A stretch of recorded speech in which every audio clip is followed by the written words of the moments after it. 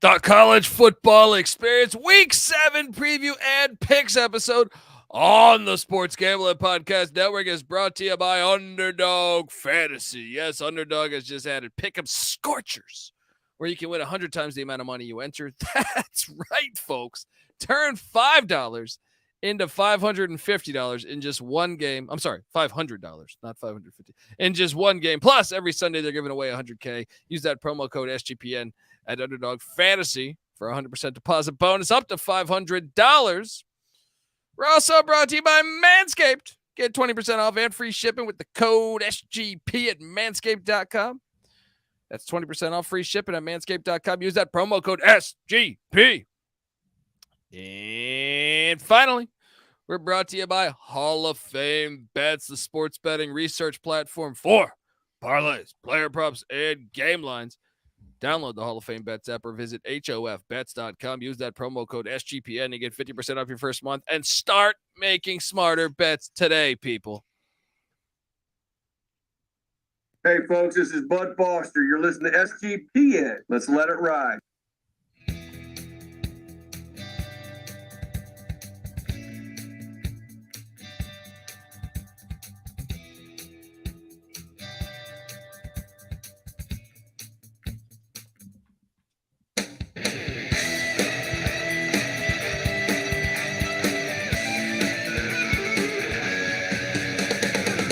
Yes, yes, yes. Woo! Welcome to the college football experience. Week 7 preview and picks episode.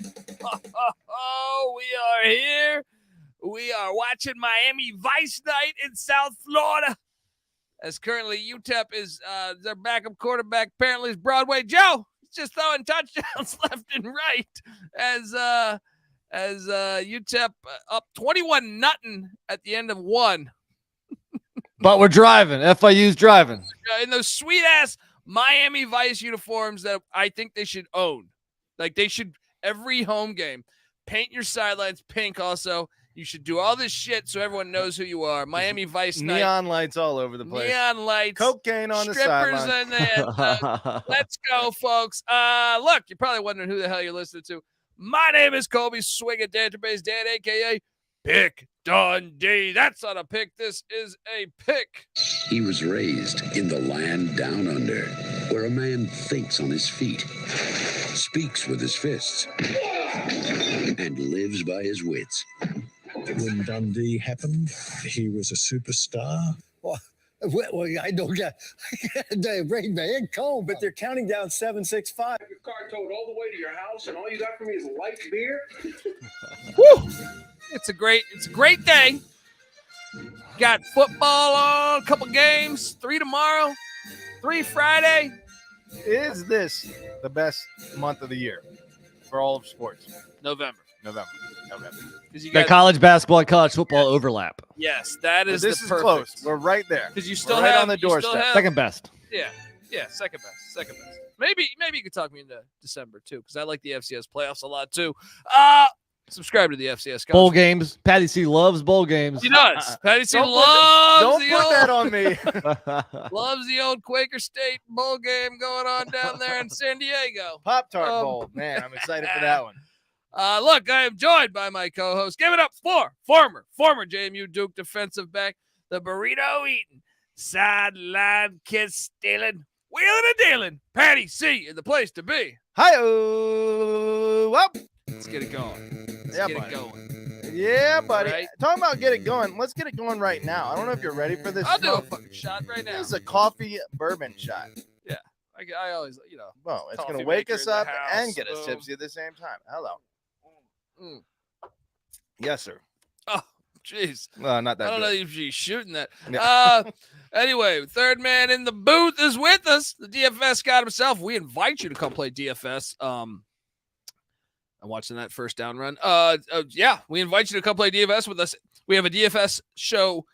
We already dropped one for Tuesday and Wednesday. We got one tomorrow scheduled for Thursday, Friday, Saturday morning, and Saturday night. We got you covered on anything when it comes to college football. Give it up for the Rooftop IPA drinking, Hawaii homebrew making, tobacco road living, the free life giving. Former Herndon Basketball League MVP. Give it up for NC Nick in the place to be. There we go. What's up, guys? I mean, these FIU uniforms are fantastic. Colby's just had semi to almost full chub. I don't understand Colby's why they're just doing it for one game. 10 o'clock for why would you do that for one game? If I could critique, I'm not a big fan of the Panther. That's the true. Panther logo is kind of weird. They should put FIU with it going from pink to blue. Put the palm tree up there. No, the palm tree is Florida Atlantic, man. Florida Atlantic has the palm tree. They can't bite their rivals. They should get now. the Pink Panther. Well, they got palm trees right on the sleeves right now. Oh, they should get the Pink Panther, like the fucking full-on Pink Panther from the cartoon. Tail like in his hand or whatever. That would be fly. There we go. We're on the board. We're not out yet, folks. My boy Mike McIntyre's gonna figure it out. Adjustments are being made. Let's go. Quick second. I like to talk about myself. And 3802 in the chat says I look like Lincoln Riley. Huh. Okay. Last week it was Justin Verlander. Do Justin Verlander and Lincoln Riley look alike? Sure. Just keep. Okay. They're all successful. I think you look like Warren Sharp. Look, you got one of those faces, Nick. That you're famous. You're bound to be famous in life. Yeah. Sure. Warren Sharp. Hasn't happened yet. Semi-famous. And Judge Dredd says he misses the Men at Work song. Those bastards tried suing me. Don't we all? Then they realized they had no money. No, I'm joking, but they are done.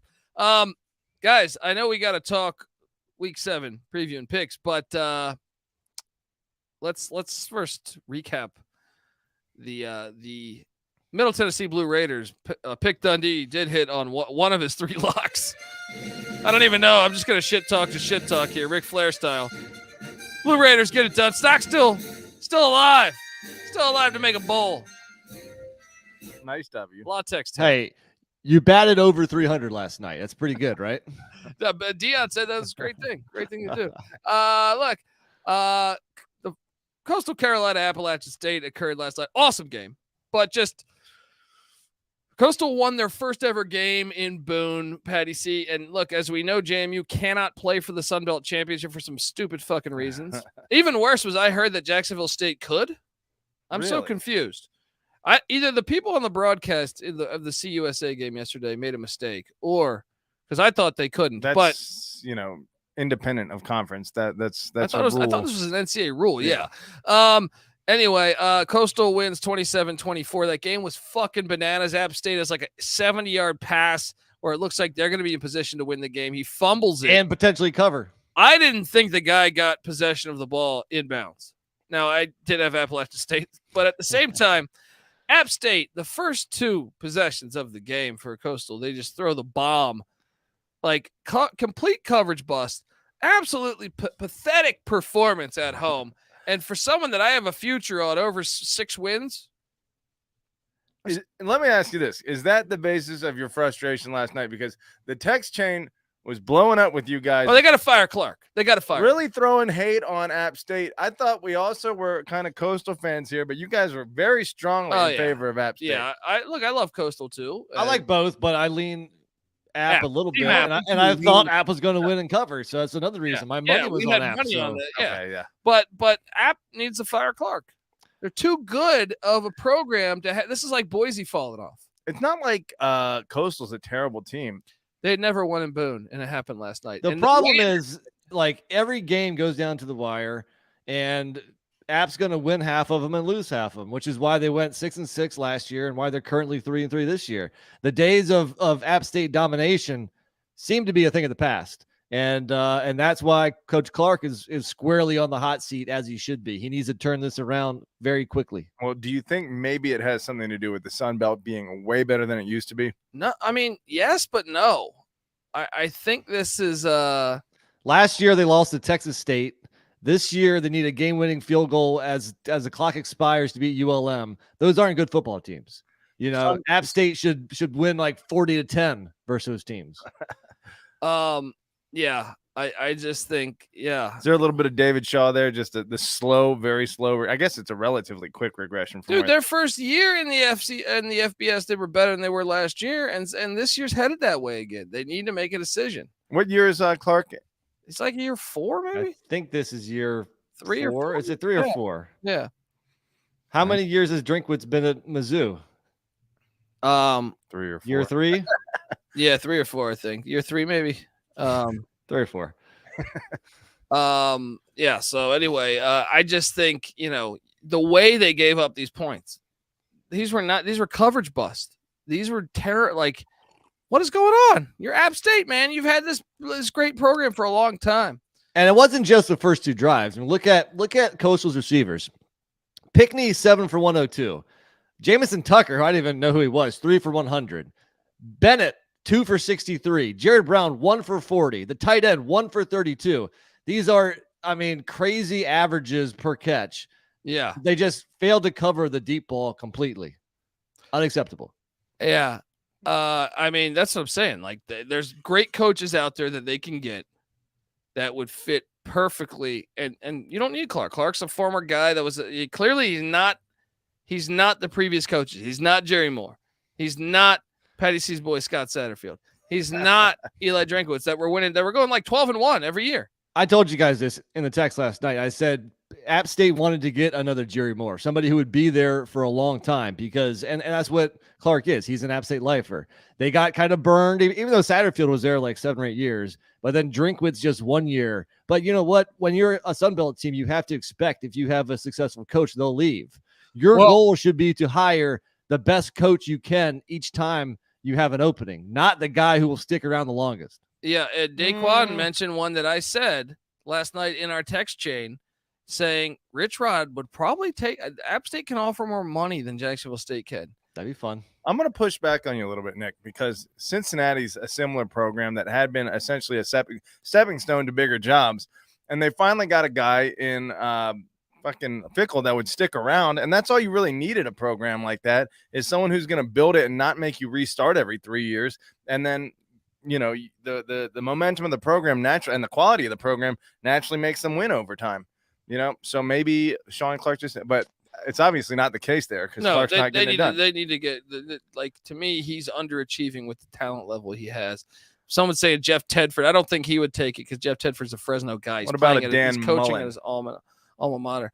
I don't know that Mullen would take it. I think like Rich Rod is one that is completely viable. Yeah. I also think there's some other coaches. Kerwin Bell at Western. Weehawk's going to hate this. He has revived Western Carolina's program. Ooh, I like that angle. They are undefeated right now, and Kerwin Bell has a great track record at D2 level as well.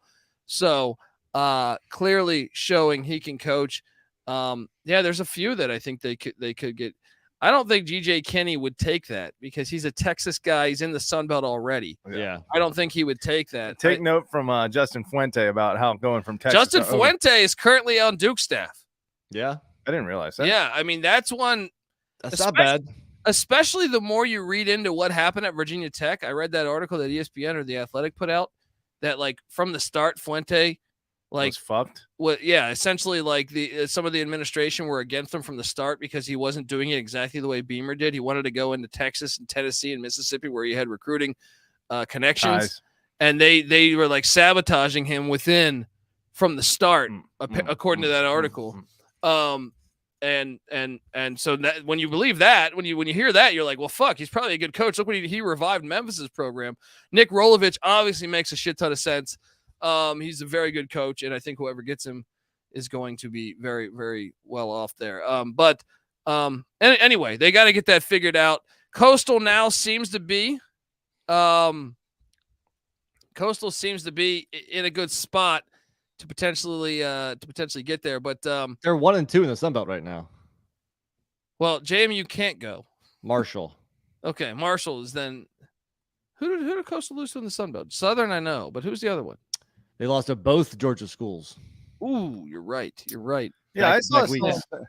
I don't know if it was one of you guys. I forget who said it, but with JMU being out, 5 teams potentially being alive for the Sun Belt East. I think Coastal's still alive. What? They're 1-2 in conference.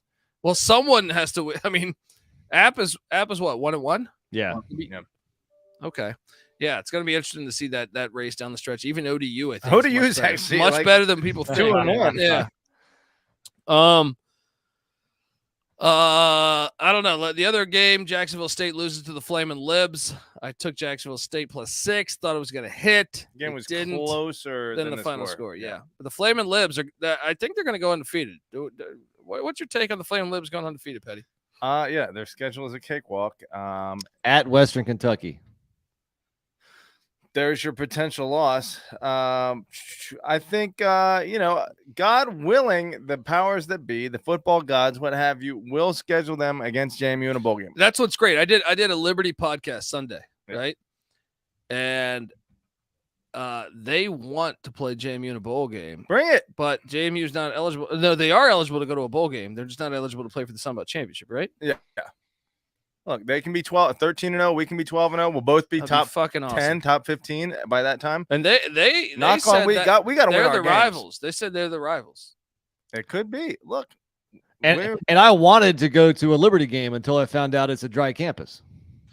Yeah, the Liberty crew is inviting us to go to a Liberty game. I think we have to, but I got to talk to them about how many airport bottles we're allowed in, right? Because that's just.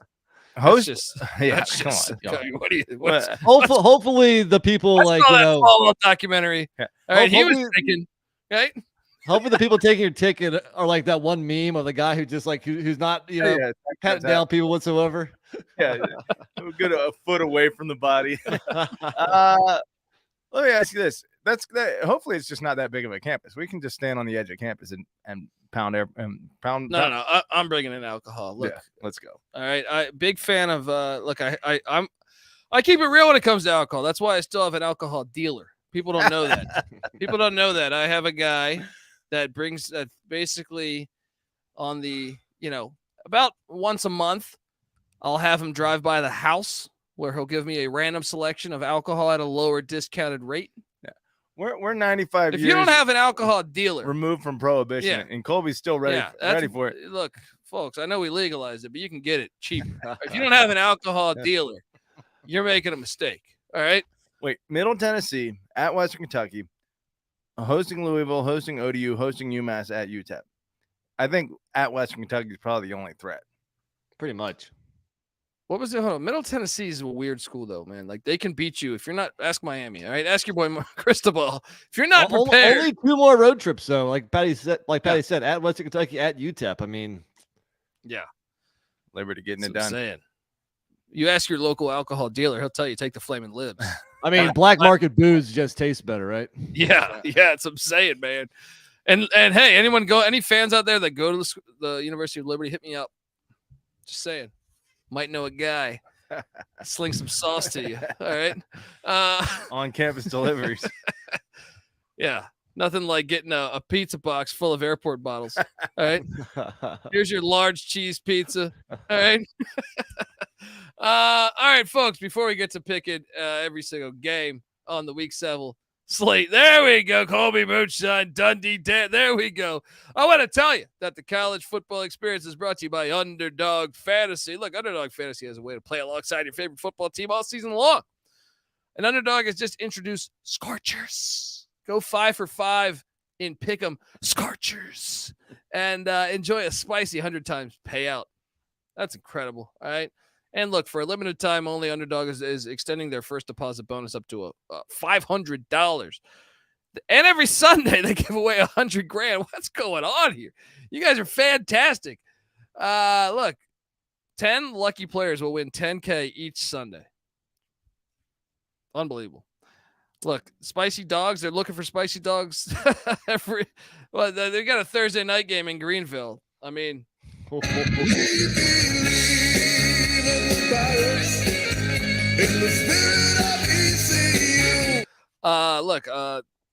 just saying. I'm going to give away ECU money line Thursday. We have a winning record all the time against SMU for a reason. They pay their players. We pay our bars. All right.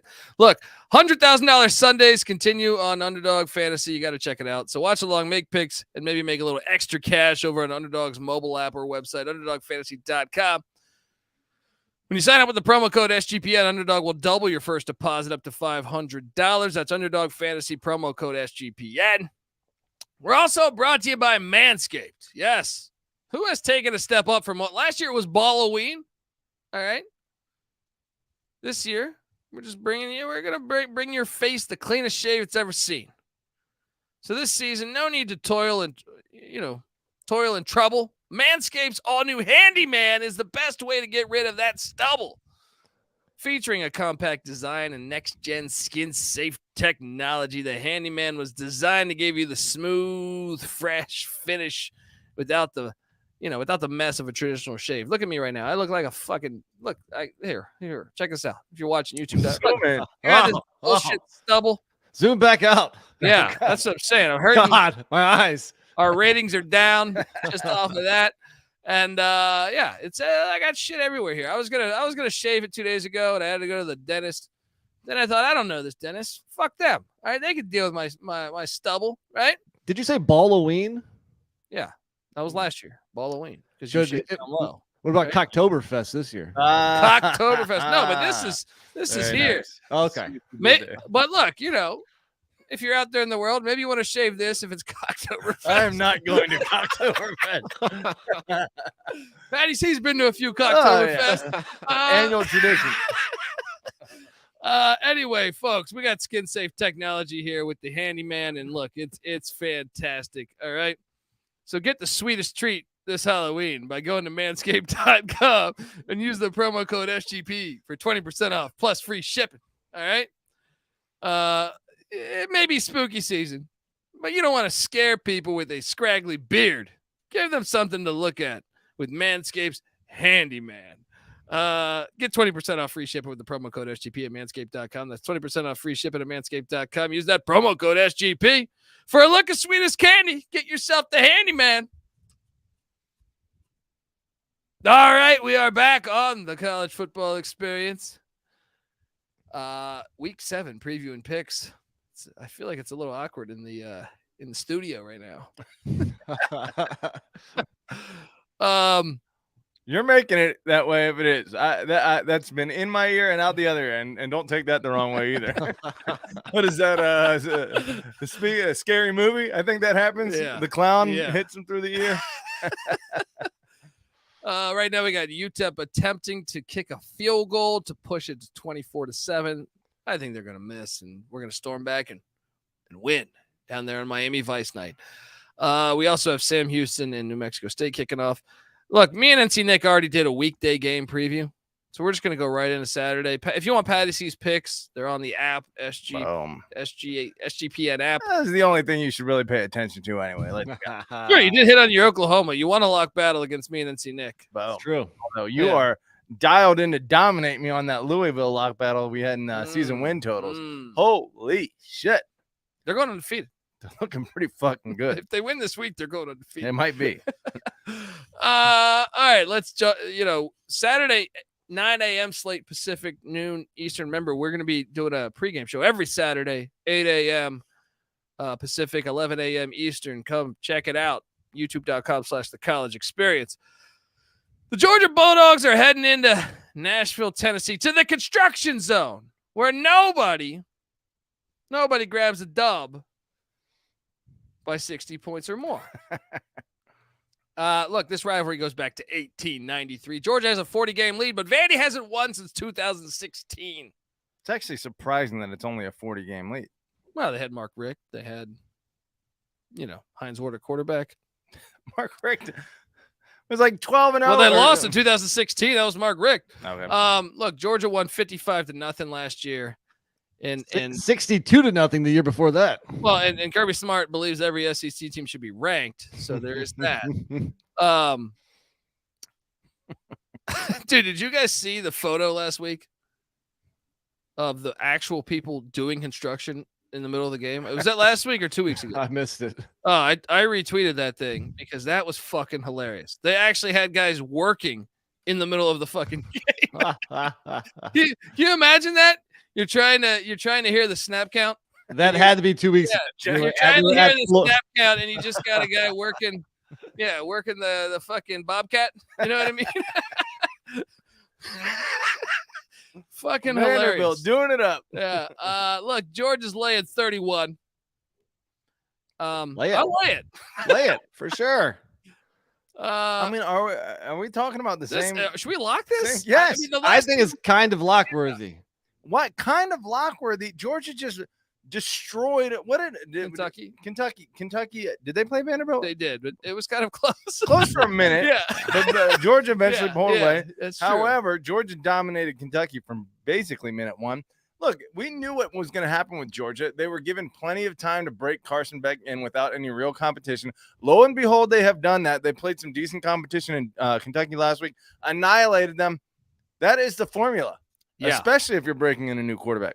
Yeah, I agree. I think, all right. Let's do it. Might as well Triple start lock? off. Triple Easy. lock. Sure, why not? Construction I like money. zone. I like money. Vanderbilt sucks. Yeah, that's true. I mean, they do. Georgia, minus 31.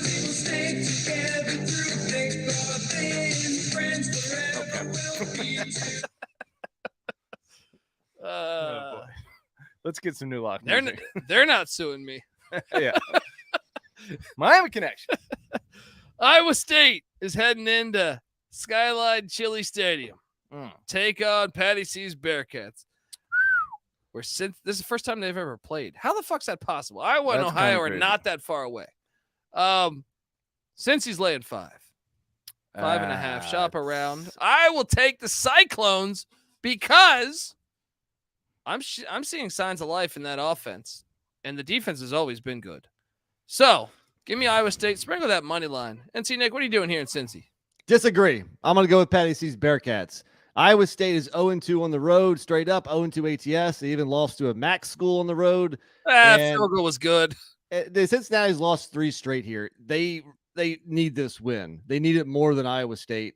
And in those 3 losses to BYU, Oklahoma, they probably should have won at least 2 of those. So I think Cincinnati's a better team. They're at home and they need it more. I'll go Bearcats.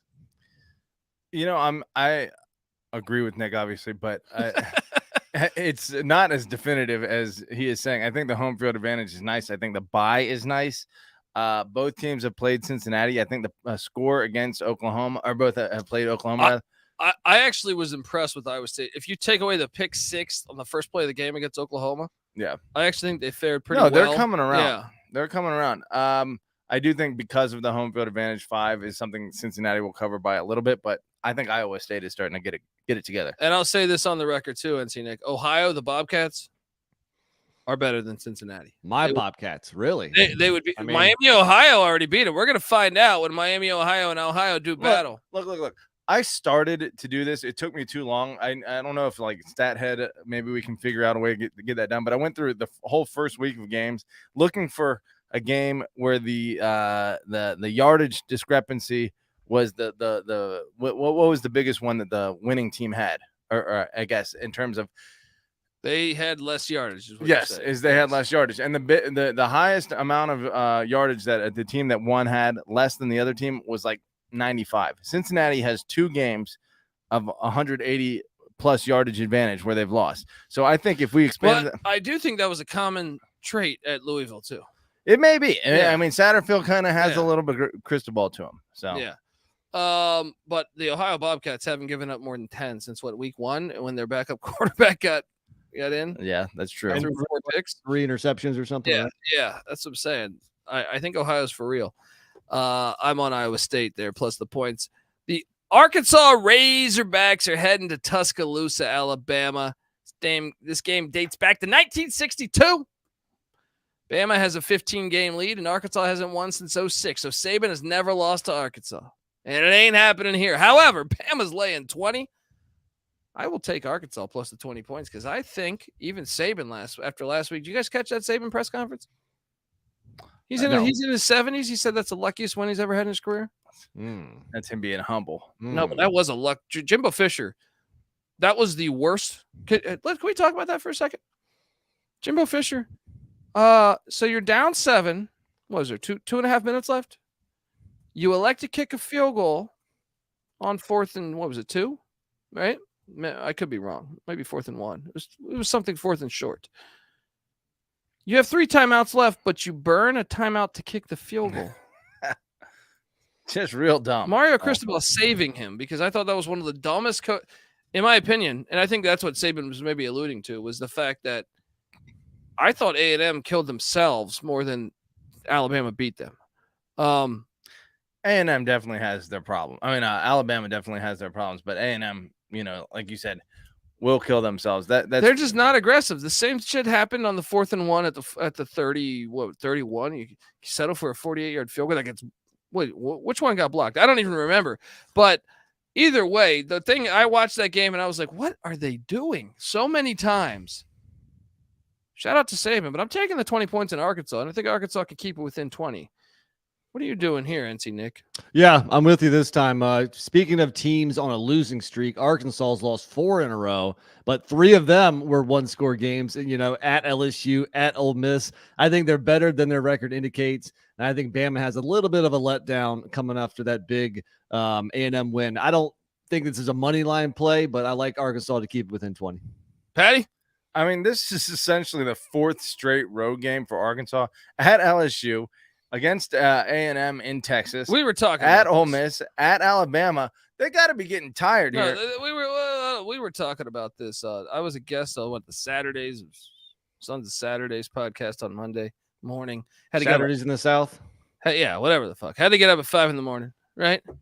And we're talking about, it's nice to get some non-SEC blood in there, because I'm saying, they want the 14 playoff, stuff like that. And I'm like, no, 12? No, I don't think you should have 12. I think you should have 32. You know why? Because you need to cast a big enough net, because if Arkansas, now this is this year, they have a bunch of losses, but this happens to Arkansas very frequently.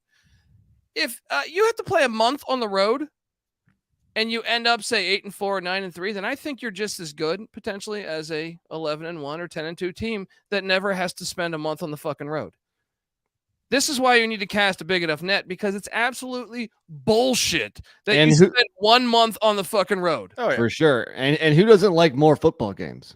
Yeah, that's what I'm saying. Oh, look at that. Beautiful. Standard Base Top 25 came out today. We got the 32-team playoff, to me, the way it should be. I have Louisville #1 in the nation. Do you know what? Do you guys know why I have Louisville number one? Because they are the only team in all of college football that has played 5 Power 5 teams and beat them all. All right? Oh, I think they could lose to Liberty in the first round. Oh, the Flaming Libs. Look at that. Fantastic work, wow, Noah. Your top 3 seeds are ACC. Well, I mean. Beautiful. Yeah. Colby finally came around. Back, baby. Let me say this. Alabama and Arkansas have, common opponents within the past couple weeks. Obviously, Alabama beat A&M by 6. Ole Miss, or rather, Arkansas lost by 12. So there's 18 right there, 18-point differential. Against Ole Miss, it was a 14-point loss for Arkansas, a 7-point win for Alabama. Wait, what are you talking about? 7-point loss for Ole Miss, a 14-point win for Alabama. So there's a 21-point differential there. So obviously between the 18-point differential and the 21-point differential, it makes sense that spread would be, 19, 20? You're seeing 20? 20. Differential my ass. Take the points. Yeah, I'm with you. Take the points. Syracuse is coming into Tallahassee. 4-1, 4-2. No, 4-2 now. Syracuse. Syracuse is catching 17.5 points in Tallahassee. Syracuse is too injured, man. You look at that injury report, they're fucked. I'll lay the points, even though I think Florida State, the Hokies kept it closer against FSU than I thought.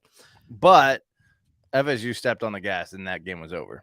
And Syracuse has everybody out back-to-back away. I will lay the 17.5 and take the Seminoles. Petty, see what are you doing here? I'm going to take the Seminoles too. That hook is a little scary, but come on, Florida State looking pretty good. Syracuse doing the Dino Babers thing. Yeah. Strong first half of the season, weak second half of the season. NC Nick, what are you doing here? Yeah, I think after that 40-7 loss at UNC last week, it makes it really hard to ride the orange. I'll lean Florida State too. Hey, Orange man. Yeah, Orange man. Yeah. Speaking of which, can we just turn the Washington into the red, right? The Washington red. Oh, you talking to NFL? No, they should be the Redskins. They should be, Yeah. but if the orange men can just become the orange, the Redskins should just What be do you able to mean? come the I red. have a problem with them becoming orange. They're the orange men. They're the orange men. But Right? you know, I'm saying, How many women are on their It's a- football team? the red is a lot Right? better than the Commanders. Look, I know the Shredder's pissed you off a couple Although times. both But would you're be calling him a woman? commies. What's that? You calling the Shredder a woman? The Shredder, Right? look, the Shredder will go get April, whatever her last name is. He slays women. I don't think That's- I don't think they ever had it. I don't know if she ever had a last name. Yeah, that's true. Temple is heading into Denton, Texas, for the first time ever. This game is happening. Temple, North Texas. North Texas is laying 5. No, I think Temple's better. North Texas, I think, is a bottom 10 team. Temple's a bottom 10 team. Give me the points. NC Nick, what are you doing here in Denton, Texas? Yeah, I agree. And this line has moved a lot. It's come down by at least a field goal. I think it opened at North Texas -8, which I thought was crazy that they're favored by more than a touchdown. But yeah, even at 5, I don't like it as much. But I'm still on Temple. I think this is kind of a 50-50 game. Money line play potentially on the outs. Sure, why not? For a nice payout. Patty C, what are you doing here in Denton, Texas? I rolled the Owls last week and it hit. However, I am on those mean green. Look, I will say this. This is a Joe Mean thing. This is a Joe Mean Green thing. Mean Joe Green. Yeah. That's right. Yeah. And what I'm saying is this: even though Connecticut went down to Rice and got it done for the Northeast last week, I think Temple ain't going to go down. Yeah, Their it's asking a lot. offense. Yeah, Texas has been doing cha for a while. All right. that's the have. All right. Can we clip that? Clip that, Noah. All right. Michigan State is heading to Rutgers.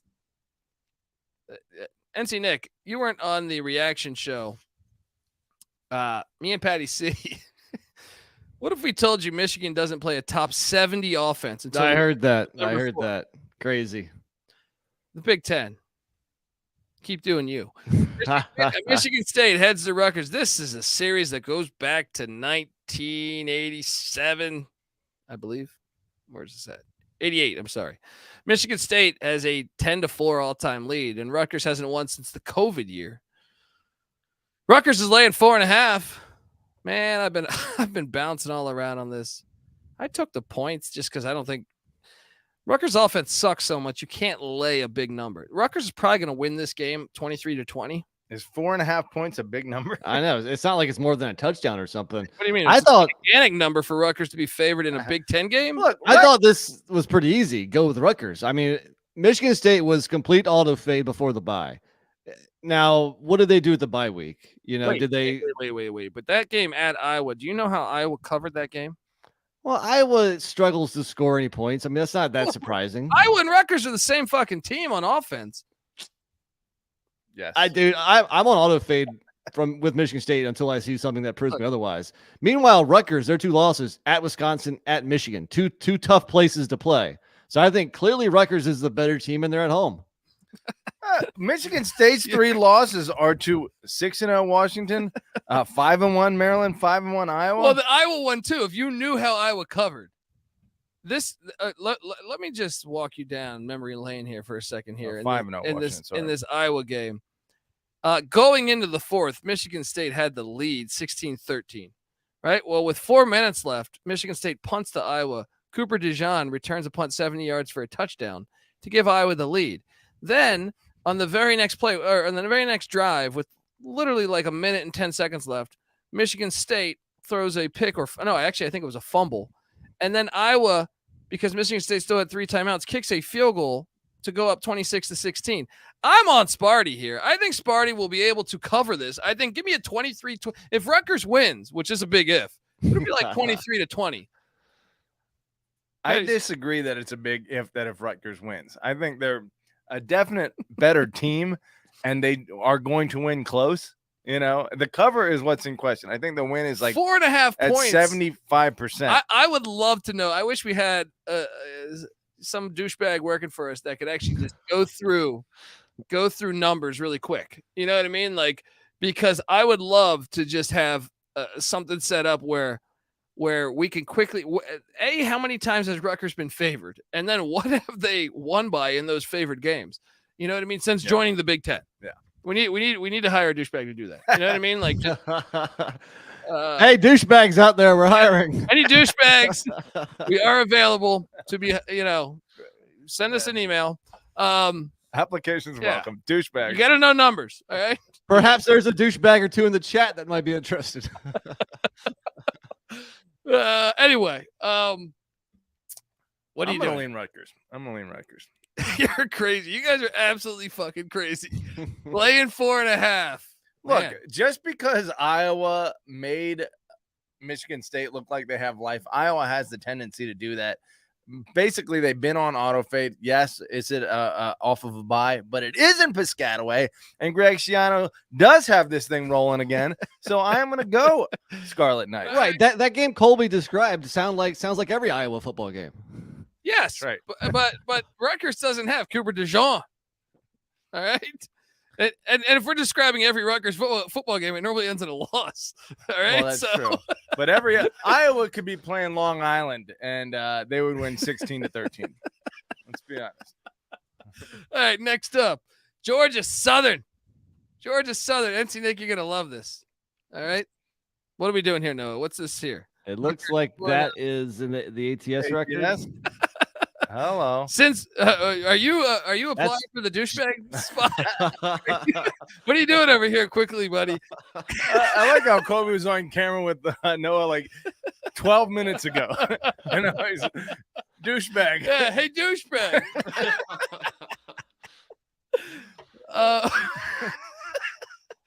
I'm joking, Noah. Yeah, you're gonna love this one. All right. Well, let's see if you want to ride with Patty C here. All right. Well, Georgia Southern is heading into James Madison. These teams have been playing each other since 1985. You know what happened in 1985, Nick? Besides Jimmy Mack being just an All-American and winning the Super Bowl and just running through Chicago vagina, right? Jimmy V? Was that 85? I don't think he ran through Chicago vagina. He might have ran through some New York City vagina in perhaps the 60s and 70s. But Jimmy Mack was running through Jimmy McMahon when he won the Super Bowl. But in 85, JMU and Georgia Southern met for the very first time. Beautiful. And James Madison won. But since then, Georgia Southern has won 8 straight, including last year. Get out of here when I see this line saying this line's gone up. JMU's laying 6. I hate to tell you this, buddy. I hate to tell you.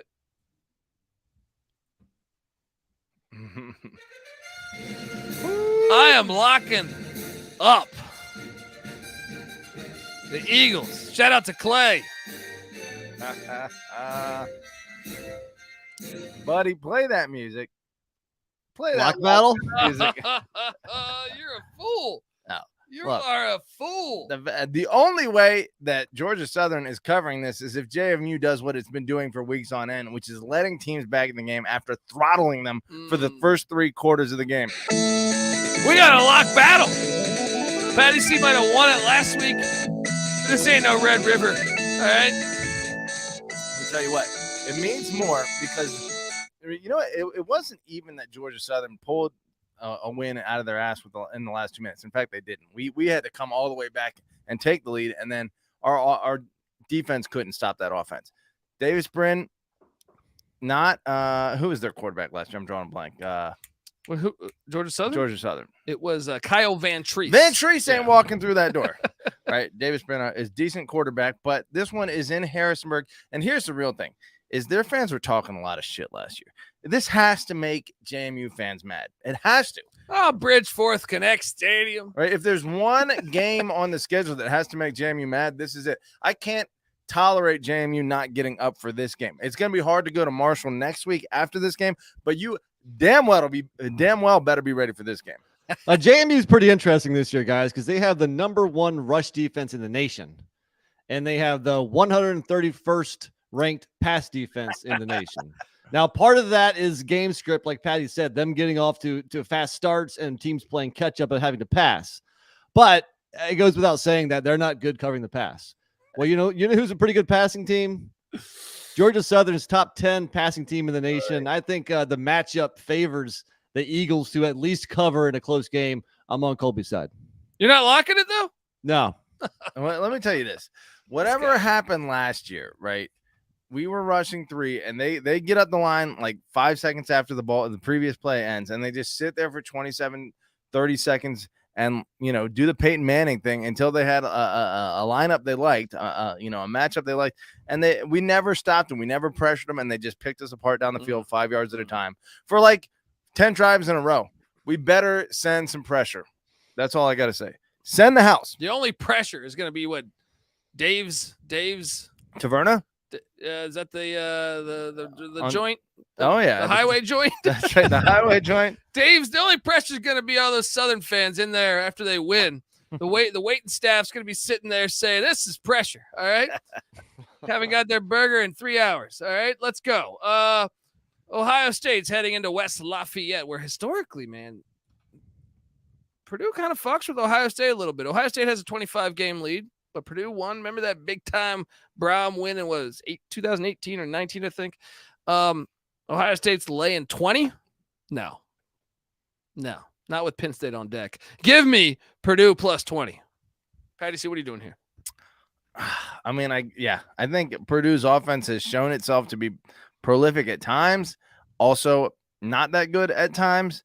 Ohio State kind of pulled away late from Maryland. I think in West Lafayette, I think you got to roll Purdue, but I don't know. I don't have a great feel for this one. NC Nick, what are you doing? I agree with taking the points. I think Ohio State was lucky to cover against Maryland last week, and Colby mentioned it. This is a look-ahead spot with Penn State coming to town next week. So, yeah, I think this game's closer than expected for sure. Likely college game day, you would think, right? Going to I got to see Columbus Colorado. Colorado's playing UCLA, so you never know. That's true. Colorado's got about an 80% chance so far. Actually, I think Colorado has a bye. I think they have a bye there. There you UCLA. go. You're good. Kent State is heading to the factory. Ypsilanti. Take on Eastern Michigan. Love this great turf. This is a game that goes back to 1973. And believe it or not, Patty C, Kent State has a 4-game lead. Interesting. Eastern Michigan is laying 10. I imagine that is quickly being caught up on by Eastern Michigan. 2-2 in their last 4. Remember, Sean Lewis was at Kent State winning bowl games. Eastern Michigan's laying 10. You can't. There's a rule here. I love Chris Creighton, and they're going to go bowling this year, and they're going to win this game on CBS Sports Network. However, you can't lay double digits with Eastern Michigan. That should never happen on the face of the planet. Kent State covers the 10. Nick, what are you doing here with your Maction? You're right. That is a rule, but you know what? Rules are made to be broken. Eastern Michigan just beat Ball State 24-10. I see a similar score here. Kent State is another auto fade team, so I'm going to ride Eastern Michigan. You know what? I think you just swayed me. You just All right, cool. All right. Didn't take a lot. Yeah. All right. I'm laying the 10. This is a situational spot only. Patty C, what are you doing here? It's not like Eastern Michigan's offense is very prolific. 33 points against FCS Howard, 6, 19. Howard almost beat Northwestern. 0, 23, and 24. They suck offensively, but Kent State sucks even worse. They've only put up more than 17 once this year, and that was against Central Connecticut State. So I guess lean Eastern Michigan in Ypsilanti. Shout out to Chad G in the chat. He goes, speaking of Colorado, the SGPN store has sweet Denver theme hats that even fit a big head right there. Well played, SGPN. Get on over to the SGPN store. We also got those sweet, see the shirt Patty C's wearing, George Mason Start Your Football Program. Folks, you don't have to be a George Mason alum. Get on over there. Get that shirt. All right. Kent State, Eastern Michigan. We've voiced our opinion on that game. Now we're going to jump on over to Indiana at Michigan. Indiana taking on, or Michigan getting another high-powered offense in the Hoosiers. I don't even know if this will make God's eye. Look, we have like an 11-screen setup, and this game sucks ass. The number 111 offense versus the number 1 defense, and the number 1 defense by a mile. Actually, Penn State's kind of close. No teams had the ball inside Michigan's 10. Wow. The whole year? Yeah. Good God. It's incredible. You see James Franklin? See his statement about Michigan? Yeah, and he's right. Yeah. James Franklin is done fucking around. He's saying what's it on is his mind. bold to say that though. The week that you're hosting UMass, look, this game dates back to 1900. Yeah, but at least Penn State played West Virginia. All right. Yeah. At least they played West Virginia. At least they didn't cancel their Power 5 non-conference game. And let's be honest, their FCS Delaware would beat everybody on Michigan's out of conference schedule this year. Michigan's laying 33.5 points, guys, in this game that dates back to 1900. Michigan has a 51-game lead, and Indiana hasn't beat them since the COVID year. Kalen DeBauer was. They should have in Harbaugh's first year. Michigan was given, some Michigan love there. Let's not lie.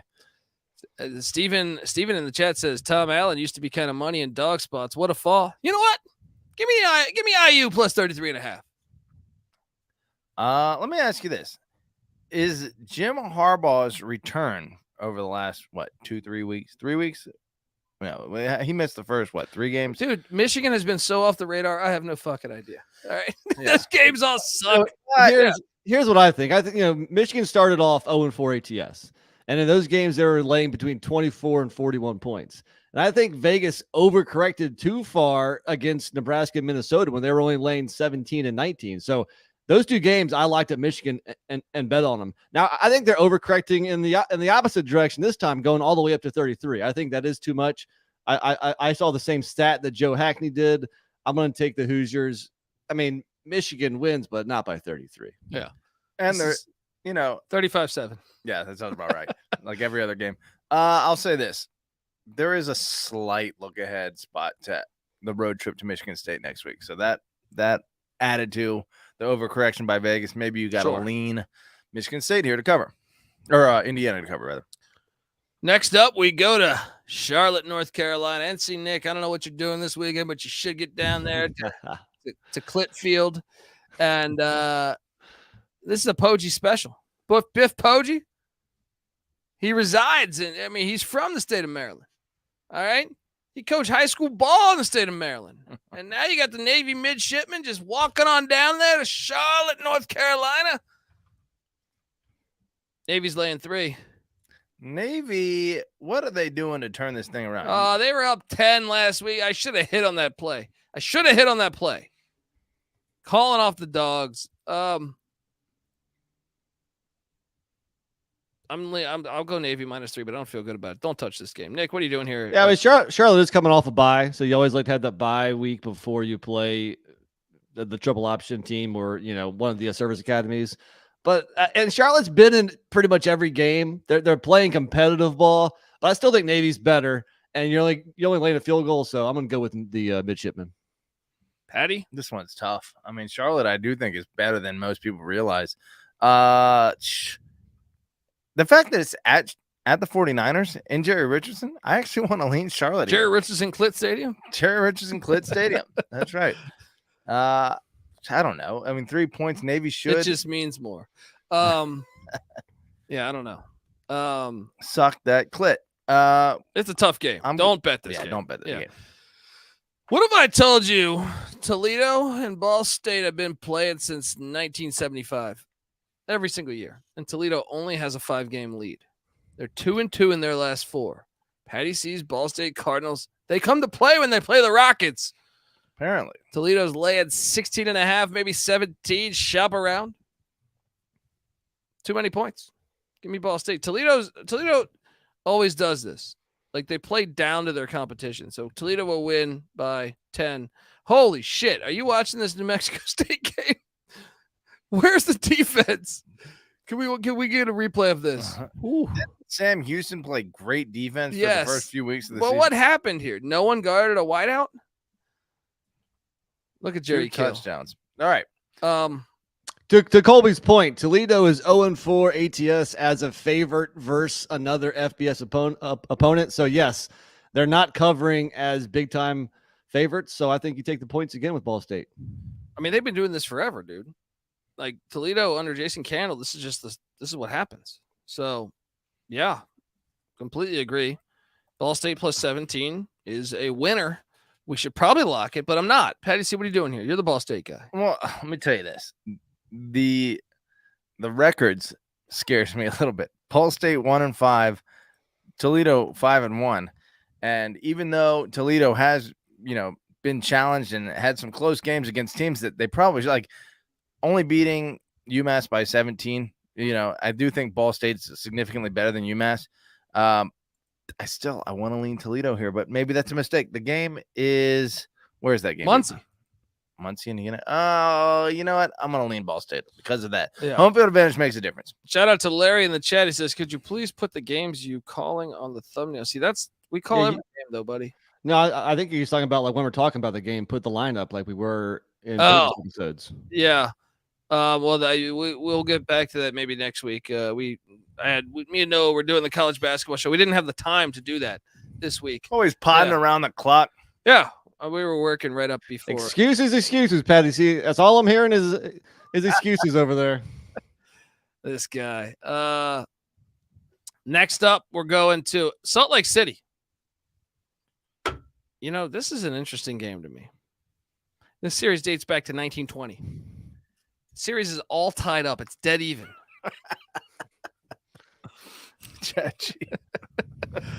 The series is dead even, but Cal hasn't won in Salt Lake City since the 1960s. Woo! However, Cam Rising, I don't think he's playing. No. Cal is getting 12 or 11 and a half at Rice Eccles. I know the last time they went to Rice Eccles, 2019, Utah won 35-0. I'm taking the points, guys, and get this. I think Cal is live. In Utah, huh? I do. I just think I think Cal's defense is going to be able to bang with them a little bit. And I think because Utah's on their third and fourth string starting quarterbacks, I don't know that they'll have success against Cal's defense. So I'm taking Cal plus the points. I might even lock this fucking thing up. I probably just because it's Rice Eccles, I won't lock it up. And Utah will probably have like a block punt for a touchdown on the first drive. But I really think Cal's going to cover this. What are you doing here, Nick? I'm going to disagree. I mean, my breakdown of this game is Utah's at home. Now, I agree. I'm not too. I wish it was like a 7-point spread or something because double digits, with an offense is not playing that well right now is a little scary. But I'm just going to trust Utah at Rice Eccles and lay the points. Utah beat UCLA at Rice Eccles 14-7, and one was they had a pick six against Dante Moore in the first play of the game. So 7-7 the rest of the way. I'm aware. I don't love this play. Patty, what are you doing here? Both of these teams have played at Cal played at home and lost to Cal by 12 last week. Wait, Cal lost to Cal? Cal lost to Oregon State, rather, by 12 last week. The week before, Utah lost by 14 to Oregon State, but that was on the road. Still, 11.5 seems a little too many. I've heard some interesting suggestions that Cam Rising should redshirt. Yeah, I think. Imagine him back. No, I think that's what's going to happen. That's what's going to happen. I think that's what's going to happen here. Hilarious. He will be the oldest man in college football next year. But I will say this: I have to lean Cal to cover this. It's an interesting spot. If you want to get crazy on these are dogs. two different fan bases. Yes, very different. Very different. But Berkeley and Salt Lake City. Miami, Ohio is heading to Kalamazoo. Go make sure if you're going to this game, you go to Waldo's for the liquor pitchers. But Miami, Ohio's laying 8.5, 9 points. It's too many. I've been somewhat impressed by. Did you guys catch any of that Mississippi State Western Michigan game? Western Michigan was feisty. Yeah, they definitely covered with ease. Yeah, this is a series that goes back to 1936. Miami's got a 13-game lead, but get this. Miami, Ohio has not beaten Western Michigan since 2005. That's a crazy stat. I am taking Waldo's liquor pitchers and the Broncos plus the points. What are you doing here, Patty? Look, lost in all of this, hatred for Mario Cristobal is the fact that Miami has the number 2 yardage differential of any team in the country, right? They're a damn good team, and that loss, the only loss on Miami, Ohio's record, looks bad. But other than that, they have been a pretty damn dominant team. I think they're going to beat Western Michigan in Kalamazoo, and they're going to beat them soundly. NC Nick, what are you doing here? I do agree that the first-year head coach for the Broncos has been impressive, but if Miami, Ohio isn't one of the top 2 teams in the MAC, then it's definitely the third best. They're on another level right now. I'm going to lay the points with Miami. The Troy Trojans are heading into West Point, where former San Francisco 49er great Randy Cross told me, said, Dundee, it's my favorite college football environment in all the land. You know, these teams, this is the second all-time meeting. It's on CBS Sports. I think Randy Cross might even be on the call. Last year in Troy, Alabama, Troy had a magical year, but they only won 10-9 against Army in Troy, Alabama. Now they got to go up to the Hudson River in Mikey Stadium, where Troy's laying 4. Not so fast. Army covers the 4. NC Nick, what are you doing here? Yeah, I think this is a good spot to go with the home dog. Army, losers of 2 straight against BC and Syracuse. I think they're at home again. I think Army is going to at least cover, if not win this money line. You know what the biggest one that throws me off about Troy's whole performance is the road trip to Kansas State. I think beating Western Kentucky is impressive. I think beating Georgia State's impressive. I think walloping Arkansas State's nice. And even keeping it close against JMU is pretty good. But getting throttled by what looks like a kind of average Kansas State team worries me a little bit. Army's looking decent. That said, I guess Mikey Stadium's enough for me to take Army to cover this. All you need is a field goal loss, man. Yeah. Field goal loss. Army's been playing pretty good ball, but not great. Yeah. I don't know. I mean, it's tough. It's tough. It's a tough spot there because Army's doing that cha-cha-cha shit now. You know what I mean? Trying to throw the ball all over the field. It ain't right. I'm going to look this up because I do believe Army is still rushing the ball pretty. No, dude. You haven't watched. I watched that whole game against 24th in the nation in rushing yards per game. Still, look at how they've passed the ball like 1,000 times more than they have over the past decade. I like Bryson Daly. He's good. Yeah, you were a Carson Daly guy too. Air Force number 1, Navy number 4, Army down at number 24. They might as well be number 130 as far as service academies go in terms of rushing yards per game.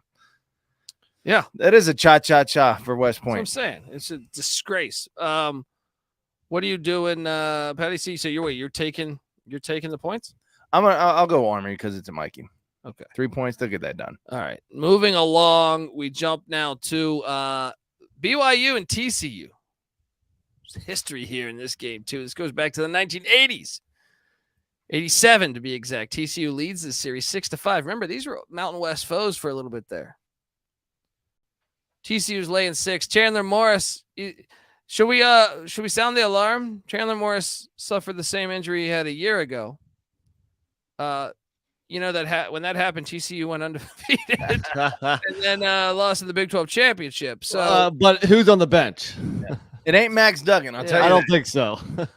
Guys, I think BYU is really good. I think BYU covers the 6. I think they win outright in Fort Worth. I don't understand why TCU is favored by this much, and it's gone up.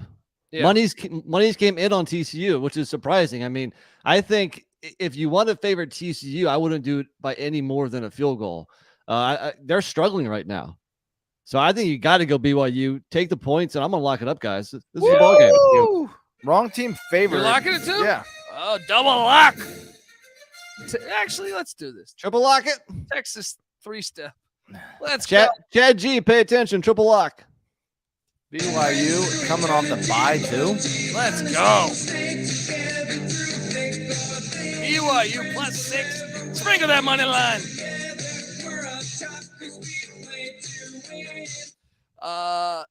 Illinois and Maryland is next.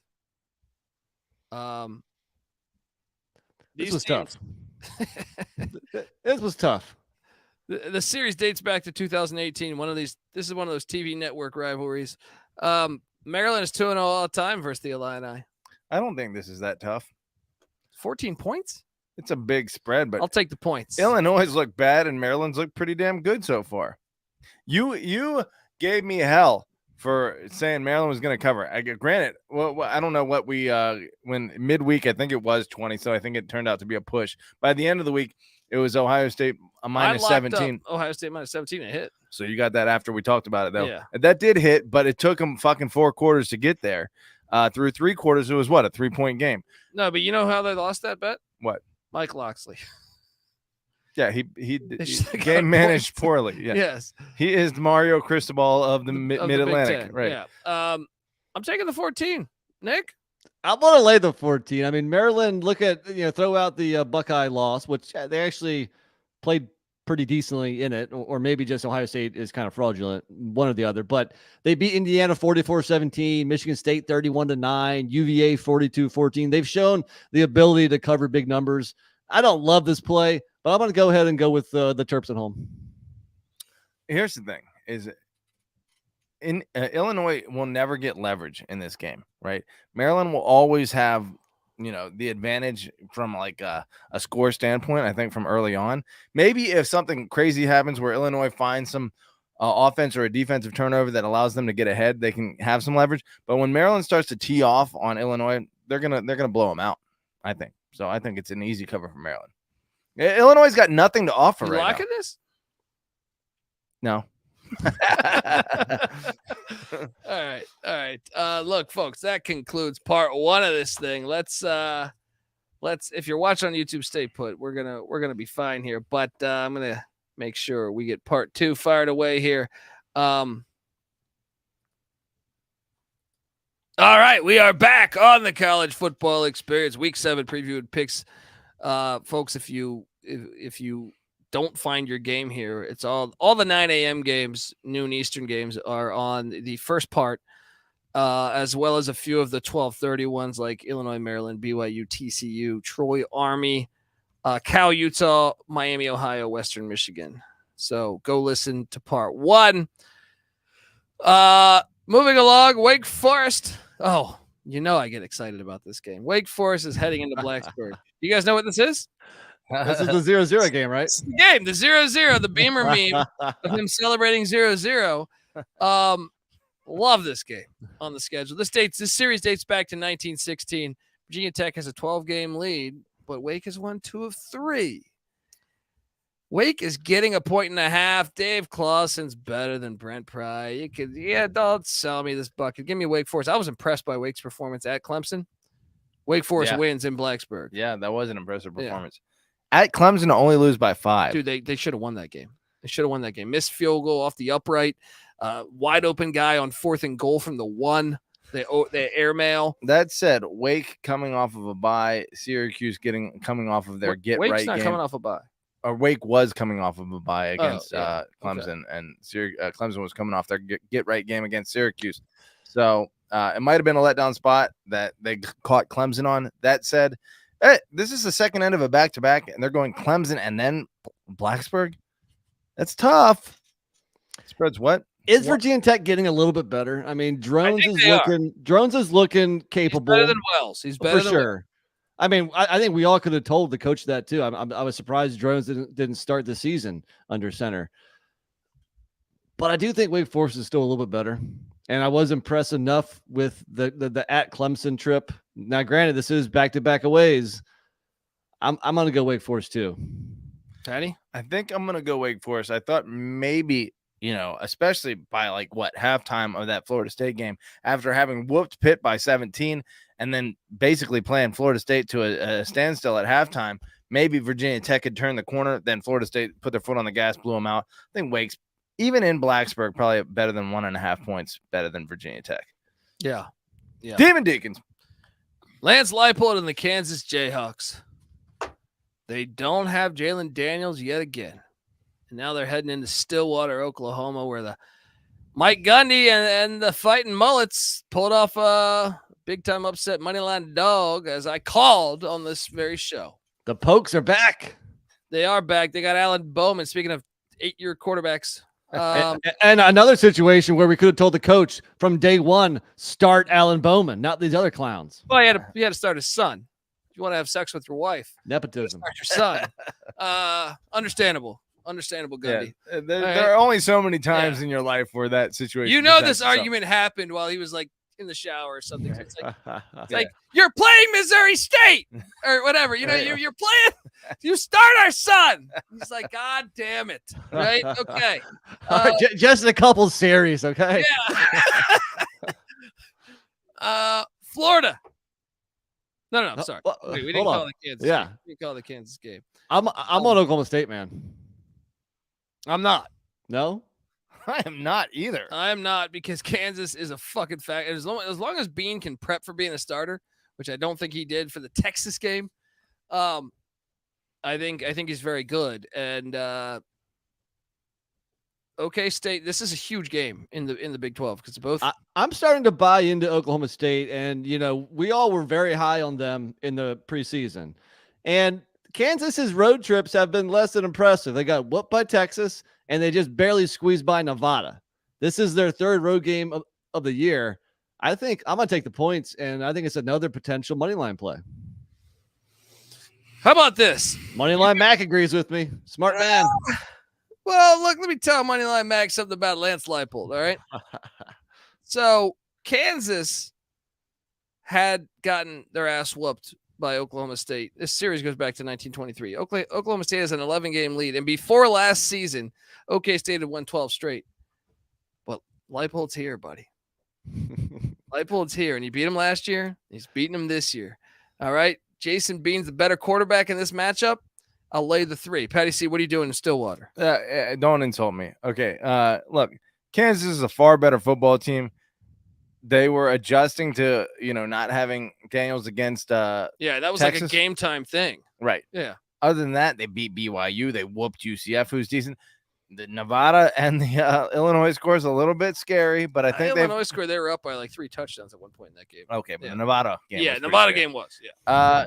Oklahoma State has come along, but I do think coming off of a bye, you know what? at Actually, home against Kansas State, who is. I have a perfect excuse for that. Remember, I saw that tweet that they went to Reno 3 days early. That's way too much time to spend in Reno. We should have took Nevada. Who the hell wants to spend that much time in Reno? Like, that is a horrible idea for your team. I will say, if Mike Gundy has figured it out, they are usually a way better football team than they have been this year. So if they become the team that we're used to seeing, then 3 points by Kansas might not be a guarantee. That said, they haven't been that this year yet, so I'm going to take Kansas to cover 3 on the road. Let's go. Florida, South Carolina. This is a game that goes back to 1911.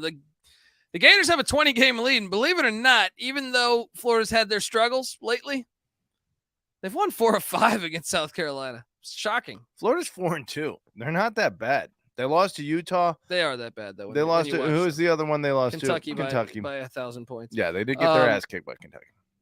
I'm taking South Carolina minus 2.5. I think they're the better team this year. Patty C, what are you doing here? Williams-Brice Stadium. 2.5. Ooh, yeah, I'll go South Carolina. NC Nick? I think I disagree. I think I'm going to go Florida. I think Graham Mertz is playing solid ball, and I do like their backfield with Montrell Johnson and Trevor Etienne. I think, and I've been disappointed with the Gamecocks so far. I think Florida goes on the road and wins this. Gamecocks losses have been to North Carolina, Undefeated, Georgia, undefeated, and Tennessee. Well, One loss. Well, who have they beat, Patty? Furman and Mississippi State. Furman's good. Jack shit. That's what they've beat. Fair. They're very coming fair, off a bye, very fair. right? And they get Florida at home, and they're only favored by 2.5. I don't know. They want you to take South Carolina at 2.5. Not me. Better Not me, boys. You're taking Graham Mertz on the road. God bless you, buddy. Graham Mertz Fair point. Fair point. in Gainesville, he's a different quarterback than he was up in fucking Madison. UMass is heading to State College, Pennsylvania, in the Hoffa Bowl, right? Is it the Hoffa Bowl? Wasn't it? No, maybe UMass, I'm wrong here. UMass and who? Penn State. Penn State. Didn't Hoffa get in Hoffa trouble is- with the Pennsylvania Mafia too? I I could be full of shit. That was Michigan. Oh, shit. Yeah, maybe I'm wrong. Maybe I'm wrong. That'll be next year when we get the Hoffa Bowl. Penn State's laying 41.5 points. Don't you disrespect Don Brown like that? Give me the 41.5. I'd like it better at 42, to tell you the truth. I'm a bit terrified of 41.5. Don't bet this game. Patty C, what are you doing here? I'm with you. Give me it. Nick? I'm not with you guys. I'm going to go Penn State. I think we go back to that West Virginia game. Franklin's trying to not only Let's win, the spread. Franklin's trying to cover. He did it Yeah. against Illinois too. He's done it actually in multiple games. 55-7 Penn yeah. State wins. Actually, you're probably right. I think we should change our opinion, Petty. So No, let's lay I the don't, points. because other than that Auburn game, UMass has kept it close in almost all their losses, and they did beat New Mexico State. New Mexico State is currently up 17-0. Man, these CUSA games are fucking tough. Give UMass some credit. I know Penn State's coming off the bye, but look, I found it interesting that James Franklin was very defensive against the reporter I saw today on Twitter, apologizing for asking the question about will Drew Aller. No, that question was terrible. It was a bad He's question, like, but will you check it more down the field? yeah, well, it was. What do you mean? I get where it was a fucking terrible question. It's like, you got to word it where it's okay. Yeah, where you throw it down the field if the matchup allows for it. But it's pretty obvious that Drew Aller is doing the Kirk Cousins routine and checking down a lot. You want to throw the ball down the field, you have to take the top off of a defense if you want to compete for a national championship. You can't be Charlie Checkdown and fucking win a national championship, right? So Jenna in the chat says Penn State 56-3. Shout out. I to like Jenna. it. Appreciate you tuning in, Jenna. give me UMass all day. You've swayed me. Franklin knows the line. I'm laying the point. Akron, Central Michigan. Fire up chips. All right.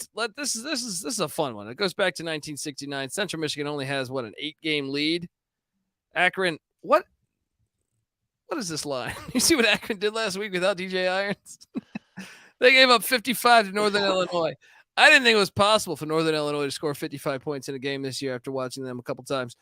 I will lay the 11 with the chips at home. Even though the Chips just lost 37-13 at Buffalo. That was a situational spot. Remember that line stinks. I recall. I think we actually, you know what? I'm going to lock up Central Michigan. I think. Should we? Should we? No, the MAC is way too wacky to lock up this game. I'm going to take the points, but I'm not. No, you're making a mistake, buddy. I might be. Yeah. Patty, what are you doing here? These teams have both played Buffalo in the past 2 weeks. Central Michigan lost by 24.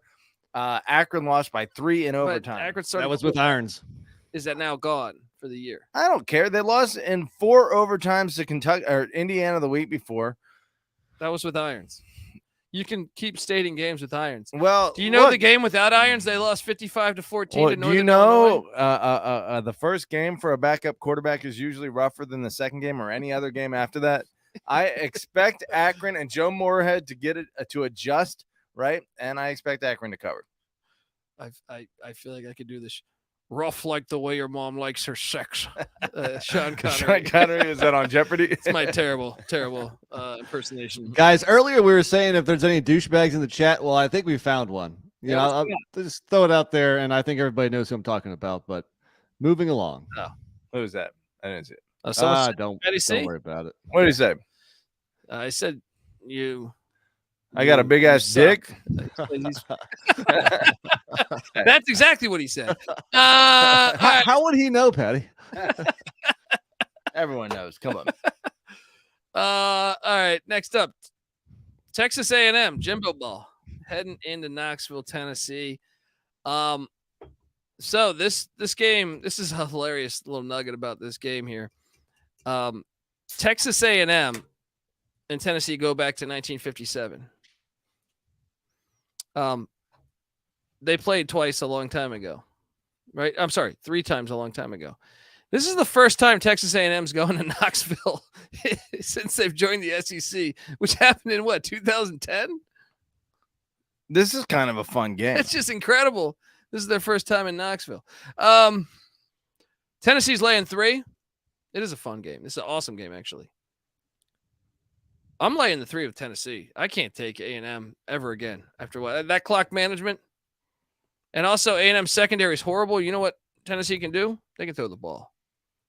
Sometimes. I recall the U throwing the ball all over that A&M defense. I expect more of that.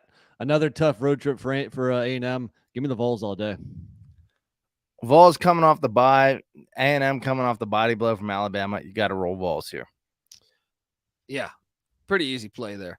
Bowling Green is heading to Buffalo. UB Stadium. I don't have this guy in the chat.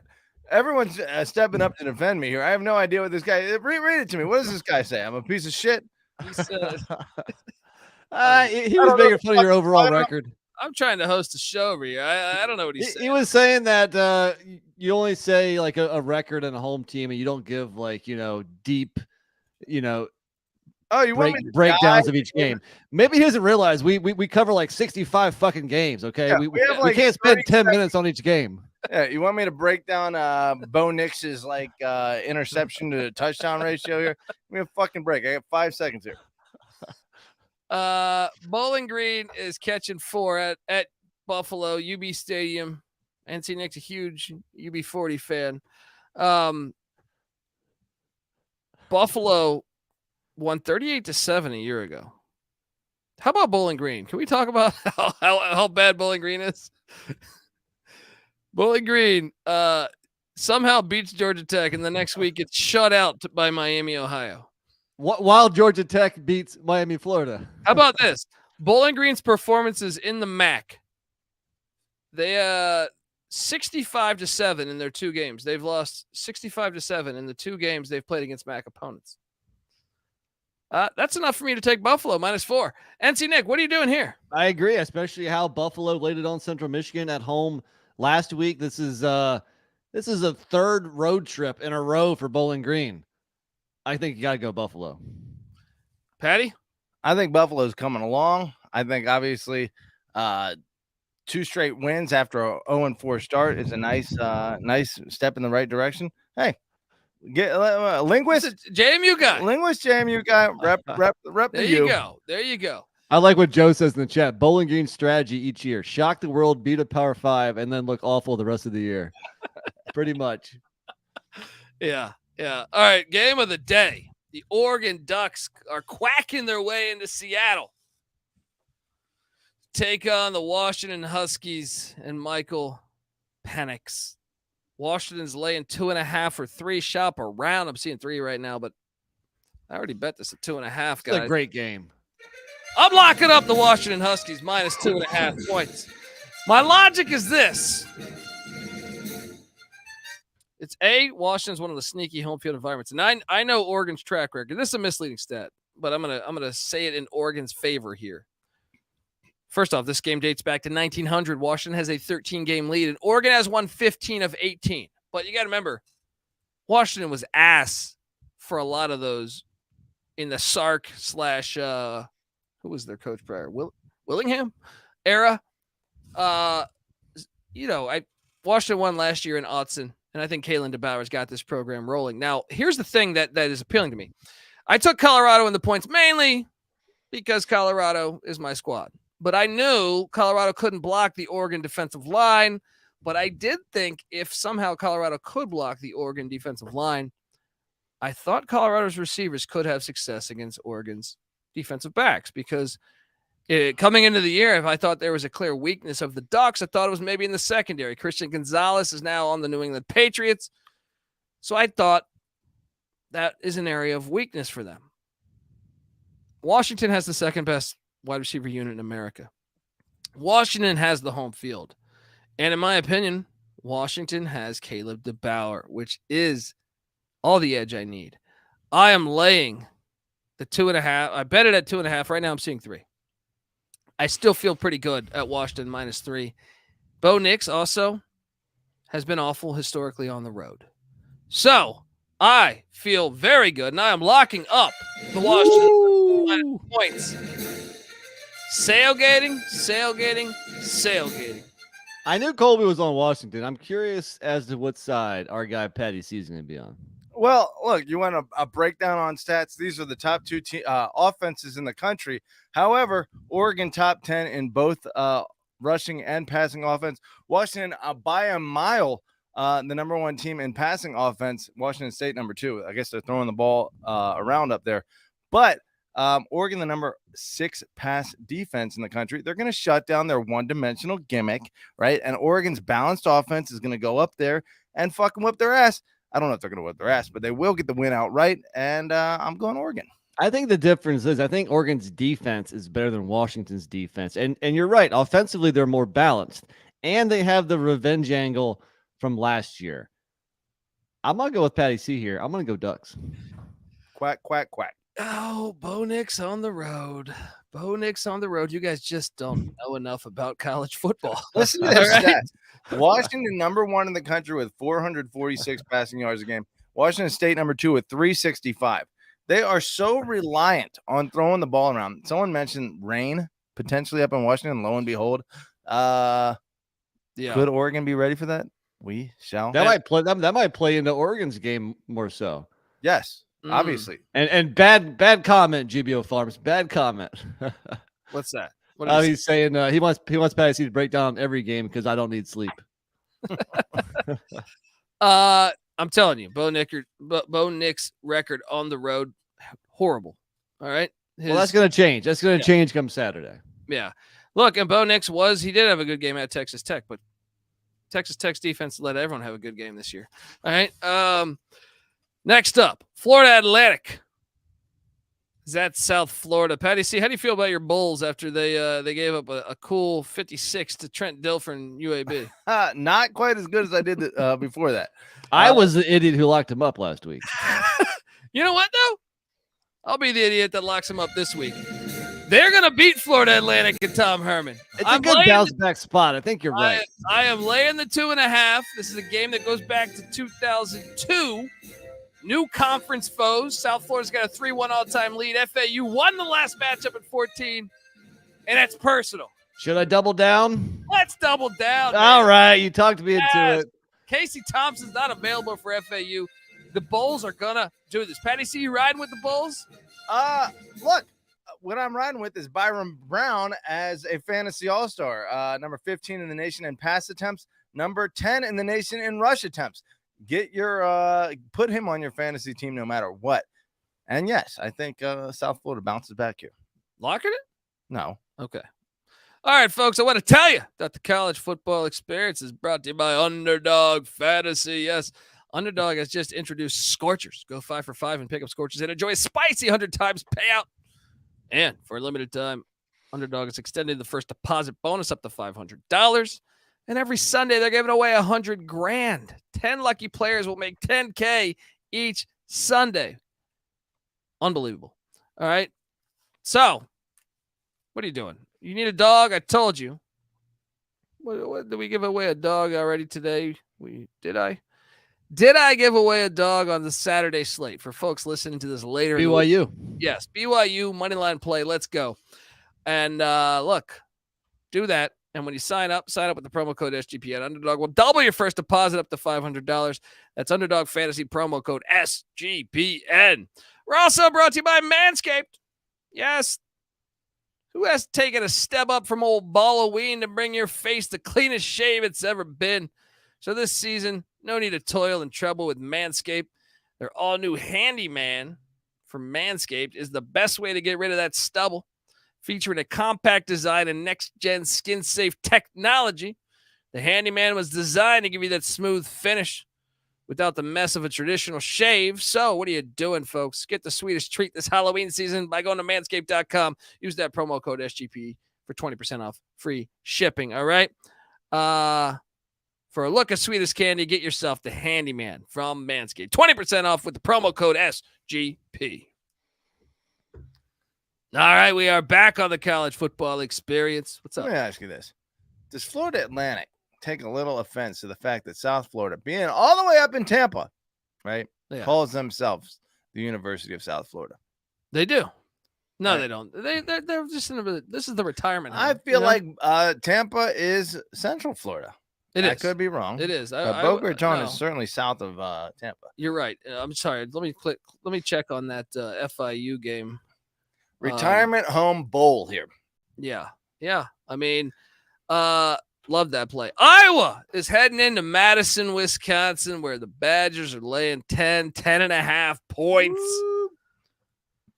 This game's not getting enough press. The over-under is set at a cool 34.5. Too many points, guys. Yes. Yes, too many points, and I also like the over. Give me the Hawkeyes plus 10.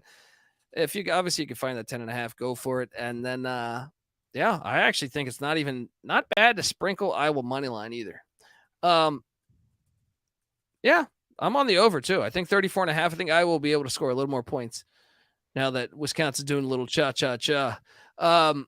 Patty C, what are you doing here in Madison? Iowa, still the number 132 team in the nation. Sam Houston has taken the honors as the worst offense in the nation, but despite the pressure, Brian Ferentz hasn't really improved too much. That said, I think it is too many points because that Iowa defense is still excellent. So, and Wisconsin's offense, I don't know how they've been winning by that much. Number 55 offense. They got a pick six, 99-yard interception return last week. That was huge in that game. Yeah. Give me Iowa to cover this. This is for the Big Ten West, is it not? Not necessarily, because Wisconsin plays Ohio State. But who else could potentially win the Big Ten West? Minnesota. Minnesota sucks. The whole fucking conference sucks. The whole division sucks. I think the clear best two teams are Wisconsin and But Iowa. if you tell me, I agree. Yeah, but I'm gonna say some records here. Excuse me, sorry. Both teams 1-loss, 5-1 Iowa versus 4-1 in conference, give me the conference race right now. Because isn't Northwestern 1-? Northwestern's 1-2. Oh, that's Wisconsin's 2-0, Iowa 2-1. There's 4 teams that are 1-2, and then they got the Illini at 0-3. Wait, where? Okay, wait. Who else? What's Minnesota's record? 1-2. What's Purdue's? 1-2. Nebraska's 1-2. 1-2. This is for the division. Not necessarily though. Hear me out here. I tend to think Patty C's right here. Hear me out here. Let's say Wisconsin beats Iowa, right? Let's say it goes chalk like Vegas says, right? Wisconsin plays at Illinois in the Bielema Bowl. They can lose that game. Wisconsin is home to Ohio State. No, Wisconsin's way better. Illinois sucks. I guess Have you watched Wisconsin Illinois this could year? get better. Yeah, Wisconsin is doing pretty well this year. Dude, you haven't watched them then because they're not that good. Last week they had that 99-yard interception returner. It would have been a very close game against Rutgers. All I know is they beat Buffalo by 21. Buffalo's they beat horrible. Georgia Southern 4-1 by 21. But that's the game you didn't watch. Okay. Anyone that watched that game knew Georgia Southern was a better team. Okay. Well, they still won by 21. I don't care what the stat sheet says. I care what the final score says. They beat Purdue by 21. No, that was that's their most impressive win. If you watch all the games, that is by far their most impressive win. The Purdue performance. I'm not saying why they're excellent. I'm saying like I don't trust them to win at Illinois. Okay, either way. I mean, Colby's right. I mean, whoever wins this game is not guaranteed they're going to go on, but I think whoever wins this game is in a very advantageous spot to win the Big Ten West. Yeah, and let's just leave it at that. Illinois also might win head to head, but they'll probably lose 2 or 3 more in conference. No. But my point, I'm not saying Illinois is going to win the Big Ten West. And by the way, Deacon Hill, starting quarterback for Iowa, used to play at Wisconsin. If Wisconsin wins this game, they have a 2-game lead and the tiebreaker over Iowa. Yes, but here's what I think.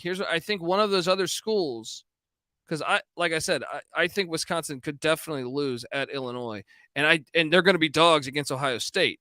Then in November at Indiana, win, home to Northwestern, win, home to Nebraska, I don't know, Minnesota, I don't know. So like Minnesota's hosting them. So the Ohio State one is the only one you would think is probably definitely lost, even though it's in Camp Randall. Meanwhile, Iowa doesn't have a guaranteed loss. So but they already lost to Penn State. Still, that evens it out a little bit. I do think this is probably for the division. I Probably. I think like Minnesota. I'm not saying definitely. I even think like Nebraska's alive. Yeah, I think you're right. There's probably a couple more teams because Nebraska from the other side gets Maryland in Lincoln on November 11th, and then at Michigan State. All right, let's do this. Why don't we bet something right now on who wins the West, Big Ten West? I mean, I took Iowa preseason, but obviously that losing your starting quarterback and having Deacon Jones now, I don't feel very confident. Sissy, he's a fucking sissy. I'll say, give me Nebraska.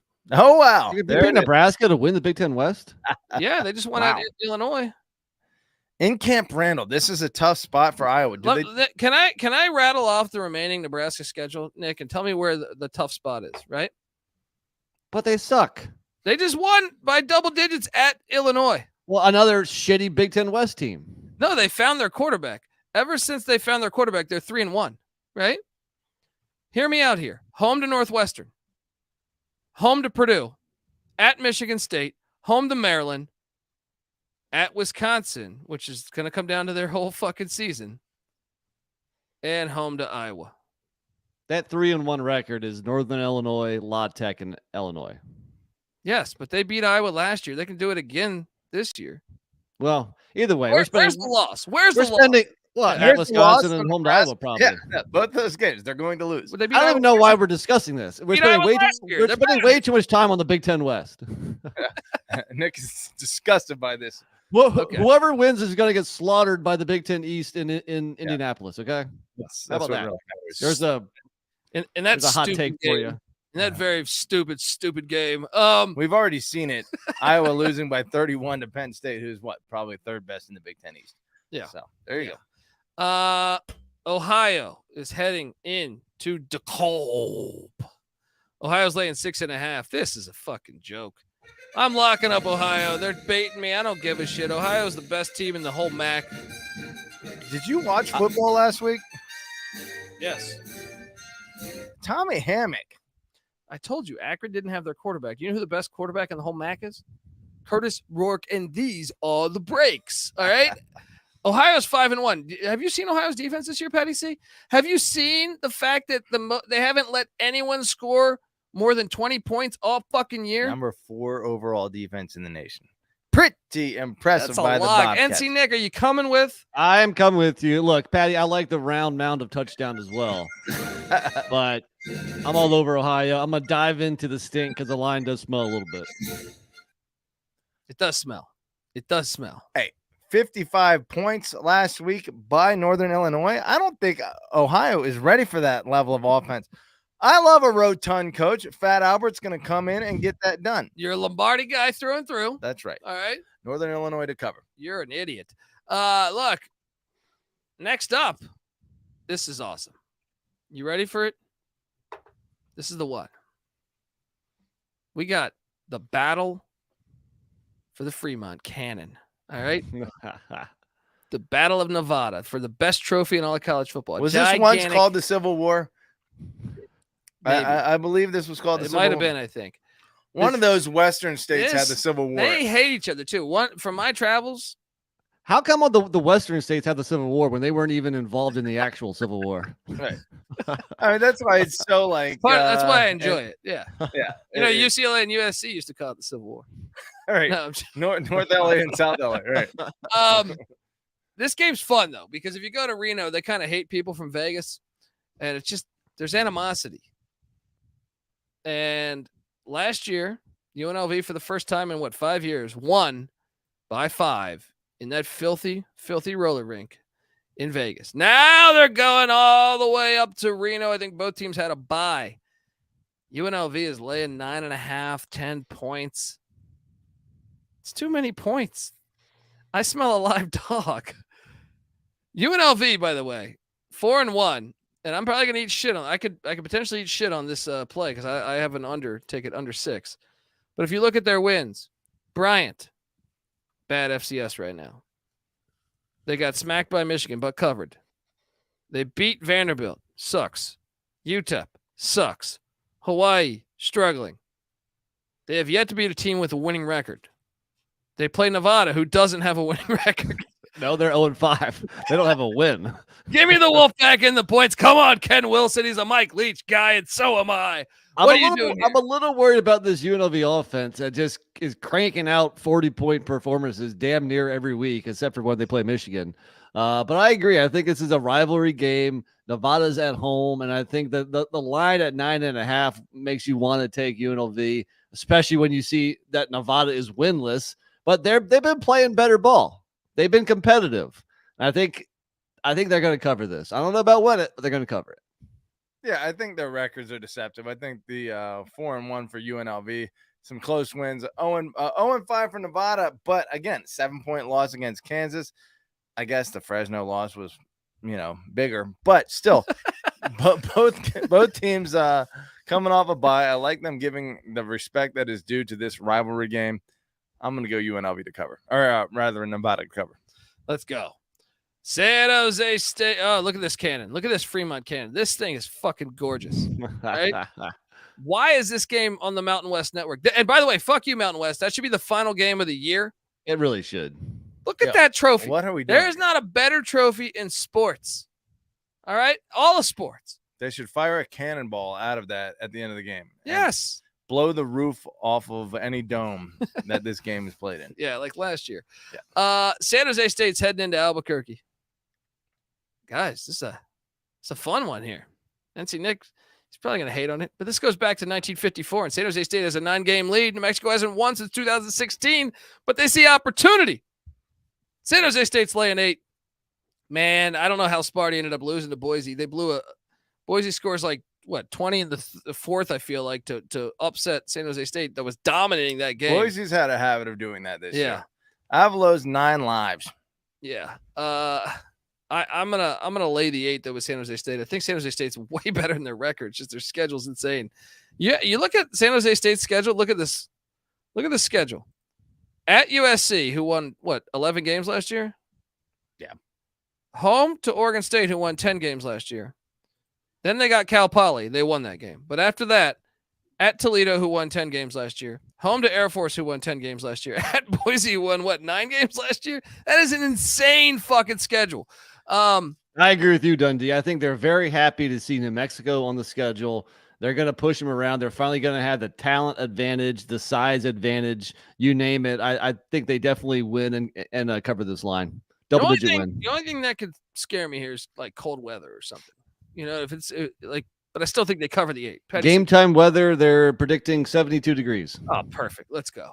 Yeah, I mean, like Almost lockworthy. Yeah. Should we? All right, why not? Yeah, let's go, Sparty. Does not Albuquerque scare you a little bit? It's a long trip for the boys back from away. It is California. back-to-back away. It is back-to-back away. However, like you mentioned, USC 6-0, Oregon State 5-1, Toledo 5-1, Air Force 6-0, Boise State. What are they? 3-3. I guess that's not But still, Boise was in that UCF game. They were up a lot of that game. They blow a 17-0 lead against Memphis. Boise's probably a little bit better than their record. San Jose. Again, 8 points on the road. I'm not locking that, but I'll take San Jose State. All right, you want to know a game I'm terrified of as a guy that has Louisville to win the ACC? I almost would have rather had them lose to Notre Dame so they could avoid this spot, because the Notre Dame loss meant nothing in the ACC race. Louisville's laying 8 at Pitt. Actually, I see it at 7 now. This game's terrifying to me because Pitt's coming off a bye, and they did what all teams on bye week should do and move their quarterback to tight end. All right? Yeah, if you're ever gonna play quarterback at Pitt, that's just bad PR. You take a guy who's Mike Ditka once played quarterback, Right. and then he was at Pitt and they were losing, so they moved him to tight end. Tell The you rest what, is though, history. Yeah. Virginia Tech. Who's Logan Thomas. Thomas? Yeah. He's had a pretty good career as a No, tight but end. here's the problem. Logan Thomas was not projected as a draft pick. Yeah. Had Jerkovic, Stayed at Boston College. if he had just not played football this year, he was a projected 2nd and 3rd round draft pick. Yeah. Shout out, Narduzzi's a better salesman than I thought, because because I don't know how the fuck he persuaded Jerkovsky to move the tight end. And And it's not like the Penn State transfer Christian Vielux, or however you pronounce that, has looked all that great. I mean, right now he's below 50% completion percentage, 1 touchdown, 2 picks. Doesn't really do anything with his legs either. Kind of an interesting move. I mean, Jerkovsky wasn't looking good, so I guess any change is a good change. No. This goes back to him firing Mark Whipple, Oh yeah, because he's like, Whipple left, but they had their feud, so he didn't Right. fire him. But they win the ACC. Kenny Pickett scored like 48 points a game. He's like, you know what? This is not Pitt football. And man, UTEP just had the most ridiculous catch ever. I just think for some reason, I mean, everybody's going to be on Louisville here. no, They I'm see saying, they Not see that Pitt's big a spread 7.5. dude, Pitt is gonna fuck with them. They see Pitt's I love 4-game it. losing streak. They just watched Louisville look fantastic against Notre Dame. Yes, I'm not putting money on Pitt here, but I kind of see what Colby's saying here. I think it's a tricky spot. I was always terrified of this game, right? And I know Pitt's been struggling. I know they've been struggling, but I'm even more terrified of this game because I guarantee you that win, they were partying on the streets of Louisville scattered ass going through all the players, right? And to be in such an electric environment for that game, and then to travel up to Pitt, Yeah. it's going to be half empty. Jerkovic has 12 catches for 16 yards, and Pitt wins. All right. No, Louisville's going to find a way to get this done. I hope, just because of my future. I'm terrified of it, and I really think everyone listening to this podcast should take Pitt plus the points. Well, you said that last week, right? You said that Louisville wouldn't cover because they had a big win and the letdown. I wanted Louisville to lose last week. Well, they dominated, and I took your lead last week against Notre Dame, and I thought I wanted to lean Louisville because I thought they were a better team than you were giving them credit for. But they did whoop Notre Dame. I think Noah's pointing out that 75% of the bets are coming in on Louisville. I can't. It's not. Why is the on my line screen dropped then? Because this thing opened at 8, it's now at 7. Look, here's the difference, though. Is I think that the records. I think I agree with you guys. I think Pitt's played some pretty damn good teams. Cincinnati, they almost came back and won that game, and I think Cincinnati's better than the record. West Virginia on the road's a tough place to play. They kept it pretty close. Did a good job against North Carolina for the first half, and then they did get whooped by Virginia Tech. I don't know. I think the letdown Louisville spot, 27-24 overtime win. Yeah, I'll take Pitt to cover. Come on, Cards. Yep. Come on, Cards. But Cards keep the wins rolling, but the cover is there for Pitt. We have another awesome game, by the way, the Sun Belt with Coastal Carolina app on Tuesday. Awesome game. Then you give us Georgia Southern, JMU. Awesome game. And then you get this low-key game, Marshall, Georgia State, the second all-time meeting. Marshall won the first one a year ago in Huntington, but now they got to go down there to Atlanta, to the place where hitting Mark Witten used to hit dingers. Georgia State's laying 1. Man, I was back and forth on this. I think this is actually, I'm going to go ahead and say this is the hardest game on the entire slate. I am laying the 1 with Georgia State, but I don't feel good about it. Patty C, what are you doing here? Rasheen Ali gets off. Marshall gets it done. They're in they're starting to roll again. It's a huge game. NC Nick, what are you doing there? I think I agree with Patty C. I mean, we were all singing Georgia State's praises when they were 4-0. Well, it turns out that UConn is trash and Charlotte isn't that great, and Rhode Island is barely beat. I mean, the only halfway decent win was at Coastal. Rhode Island's not bad, buddy. Do what? Rhode Island's pretty good. Okay, well, whatever. They should still win by more than a touchdown. They should not let an FCS team throw for like 400 yards or whatever. Kasim Hill did that. This guy did start at Maryland. So Power 5, yeah. Last week, or actually they're coming off a bye. Last time they finally played a physical team in Troy, and they got their ass handed to them 28-7.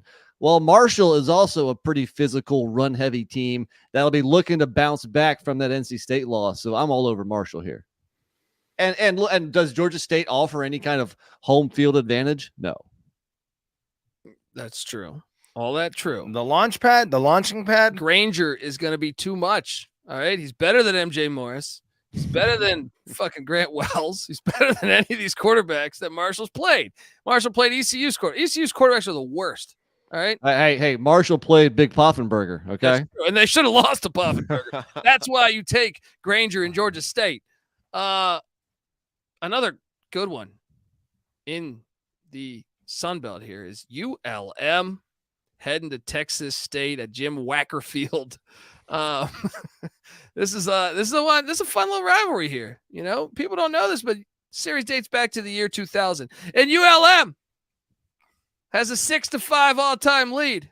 Can Texas State, the machine? This is a way more interesting game than I thought it was going to be at the beginning of the year. Yeah. Last year was ULM and Terry Bowden pretty much got Spavital fired by this game. They won 31-30 on November 5th in San Marcos. Or no, that was in Monroe. This is in San Marcos. 16.5, 17 the line. Give me ULM. Never fade Bowden in a big game. NC Nick, what are you doing here? I think I agree. I think Texas State's win by 2 touchdowns. I think this is 2 or 3 points too many. I'll take ULM to hang in there, keep it kind of within arm's reach, and cover this number. Patty? Yeah, 16 is a lot of points. However, Texas State does have a pretty damn explosive offense. What happened though? They were destroying last week. Texas State loses. 30 points is not like a poor No, but they offensive had like output. 30 by like the second quarter, and Yes. then all of a sudden They they got lose the figured game. out. Yeah. Oh boy, ULM though I think has been pretty last week though. I mean, 48 That was point bad. loss. That was bad. Still, other than that, well, 44-point loss against A&M. Well, I mean, come on. That's a big game. Bowdenfeld in that. The theory has some holes in it. That's your theory. Still, Texas State not 16 points better than Monroe. Give me Monroe. Give me the Warhawks. Let's go. Arizona. We got the Jaden Delora Bowl, but will he play is the question because Noah Fafita, baller. All right. Arizona's catching 8 in Pullman. Delora's questionable. Remember, Delora used to start for Washington State. Last year, Wazoo won by 11 in Tucson. I think Wazoo going to get back on the winning side of things. I am a little bit scared about the 8 points. But I'm still going to take Wazoo because I think that's a big game at USC that they lost. It's a come down spot here. Give me Wazoo -8. Don't feel great about it, though. NC Nick, what are you doing here in Pullman? Yeah, I mean, Arizona's been a covering machine this year. I think they're 5-1 ATS overall, 3-0 ATS as a dog. They just covered at USC, so they could do it on the road. They covered at Mississippi State, in another tough environment. So I like them to keep it within a touchdown. Give me the points. Are they live? You think they're live? I still say Wazoo in Pullman gets the W, especially coming off a loss. But I think it's a close game. You know what's interesting is obviously we mentioned Washington being number 1 in passing yardage, Wazoo being number 2 in yards per game. Arizona kept it within 7 against Washington, and Arizona only has the number 92 pass defense in the country. So how were they able to bottle up Washington? Maybe they can do the same thing against Washington State, keep it within 8. However, in Pullman, I'm going to take Wazoo. Auburn and LSU is one of my favorite games to watch every year because this game is always insane. This is one of the best. This is like, to me, like the most underrated SEC matchup every year because everyone talks Iron Bowl, which rightfully so is a fucking amazing game. Everyone talks Florida, Georgia, the cocktail party. That's been fun. We've been to that game. Everyone talks Tennessee, Florida. Everyone talks Egg Bowl, which is amazing. But one of my most underrated games every year, I have to watch every snap of this game every year because it's so underrated. This goes back to 1901. LSU is a 5-game lead. LSU has won 3 of 5. But damn if these games aren't fucking insane. Like these. So when I see this line at 11.5, I'm like, what? That's aggressive. That is aggressive. So, I just want to walk people through. So the last time they played, last year, Brian Kelly and his family won by 4 at Auburn. But it was the Harsin era, right? The year before in the Harsin era, Harsin won 24-19 in Baton Rouge. The year before that was Malzahn against Orgeron. Malzahn won 48-11. But the year before that, LSU won 23-20. The year before that, in Auburn, 22-21, LSU wins.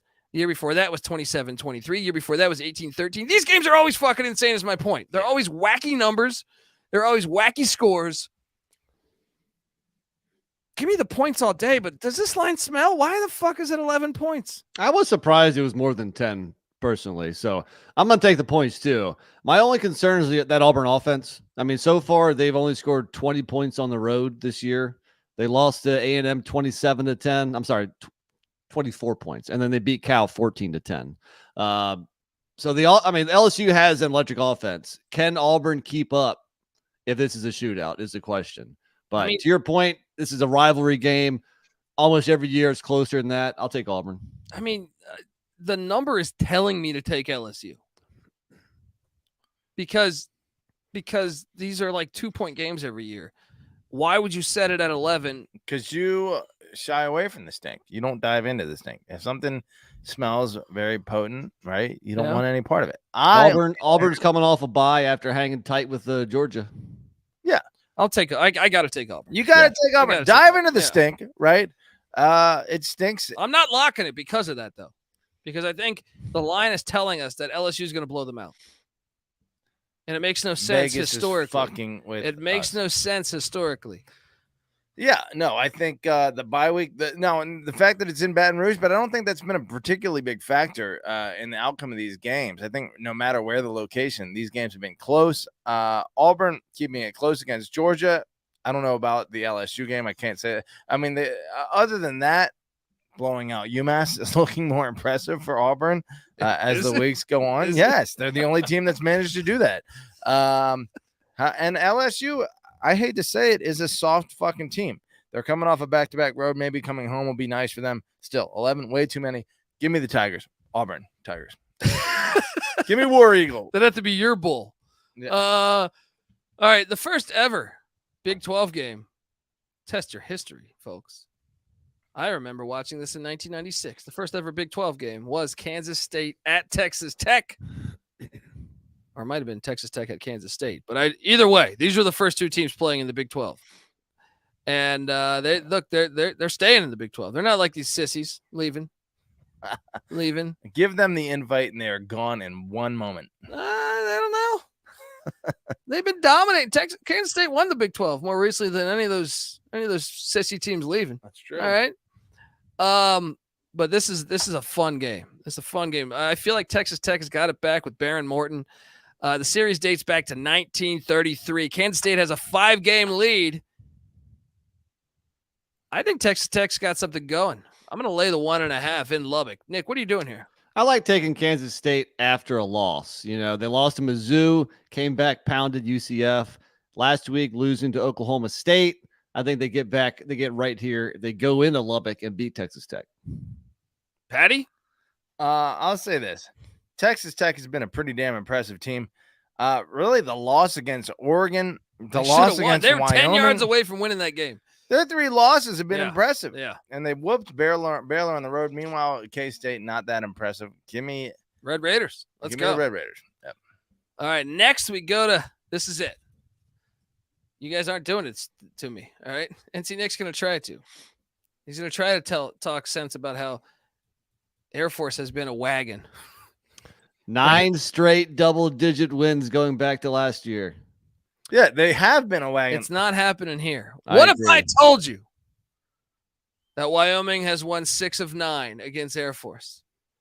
And I know Wyoming just had a huge win against a ranked Fresno team on national television, but they want the conference championship, and this is a must-win game. Like this and Boise, the next 2 games for Wyoming. Now, Wyoming has a bye between those two, but this line's ridiculous. Another line I was surprised. I would have guessed maybe Air Force -7 at the most. I was thinking 3 or 4. Yeah, I'm shocked it's double 10.5, digits. 11. Get the fuck mean, out of here. Maybe they've been listening to me every week when I say Air Force, all they do is win by double digits. But I'm on ride with you, Dundee. Lock it up also. Wyoming covers. Take both. Take the +3 something on the money line. And to cover your ass, take the 11 if you can still get 11. If not, 10.5. I highly doubt the way that both these teams play ball that this is a double-digit win for either team. Yeah, this has to be your favorite double-digit dog. I know you and CJ Sullivan, part of the C Block on Friday, give out the double-digit dogs. Tune into that show. This has to be your favorite one. Yes. I mean, I'm shocked at the line. There's no way this is a blowout. I would be shocked if this is a fucking blowout. Well, let me tell you what, this is 100% based on and I'm kind of wanting to buy in here on Craig Bull's knowledge of the triple option. But to this point in the season, Air Force, the number 1 rushing offense in the nation at 329 yards per game. Liberty coming in number 2 at 253, right? So a full 70 yards slower. Air Force still running the ball like a champion. Wyoming, the number 74 rush defense. But that's unfair because they played Texas. Okay, one game. It's a half a season. Air Force hasn't played but my point is that Air Force hasn't played a Power 5. In fact, Air Force has 0 wins against teams with a winning record. Okay, all that those are good points. But what I'm saying is Wyoming going to be able to stop the run? Yes, they've done it before. Yes, the game's in Laramie. No, Colorado Springs. I gotta lean. I don't know. 10.5 points. Yeah, You're gonna lay 10.5. Give me points? Wyoming. Give me Wyoming. Yeah, Wyoming gets it done. I agree, Tim Green.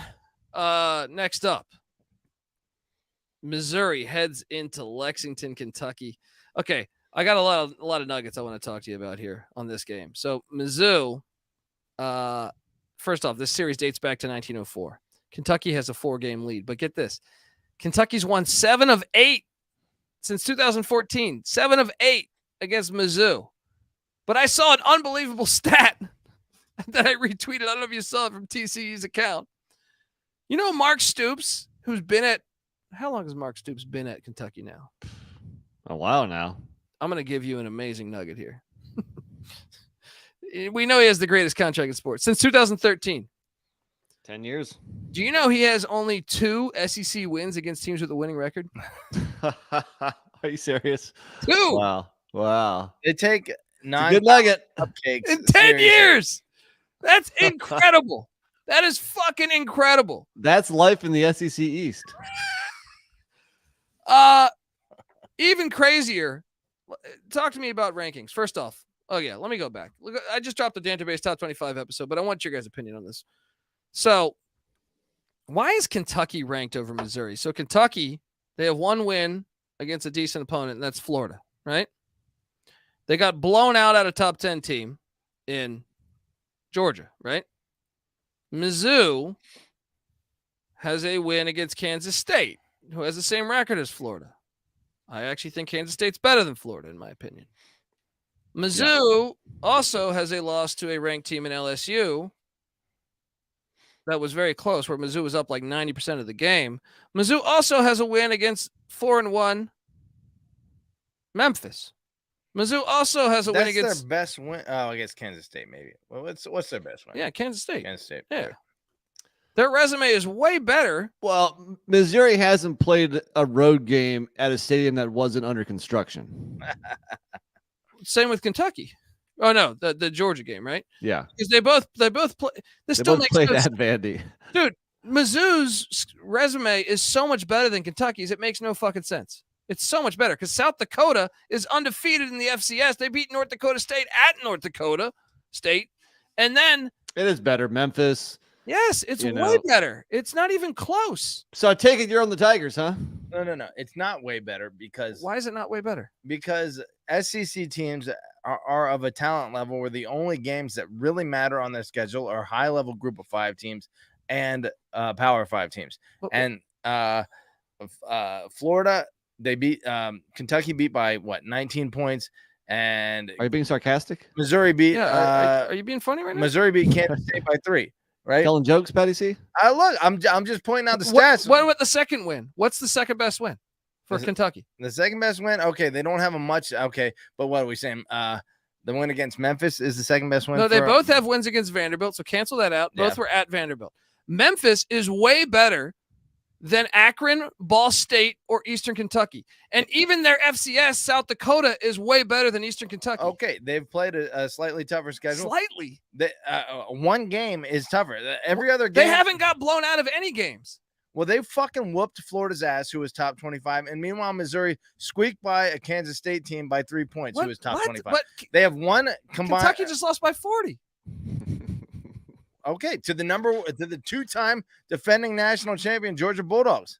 But Missouri's never got blown out. My point is that there is not a definitive better resume. I guess the Memphis game makes it is definitive. It is way better. Their resume is way fucking better. Squeaking by Memphis by a fucking touchdown does not make Memphis hasn't lost besides that. Missouri a fucking great team here. So what's the second best win for Kentucky? For Kentucky, I mean, they played trash. They have played trash. So how is that resume? Okay, let's look at the common opponent. They both played Vanderbilt. Kentucky won by 17. Missouri won by 17. Yeah. They're the same fucking team. Mizzou has played better opponents, Pat. That's why. All right, moving on, guys. I don't like it, but I'm going to take Kentucky because they are at home and they're a different team at home, and they're probably the more physical team.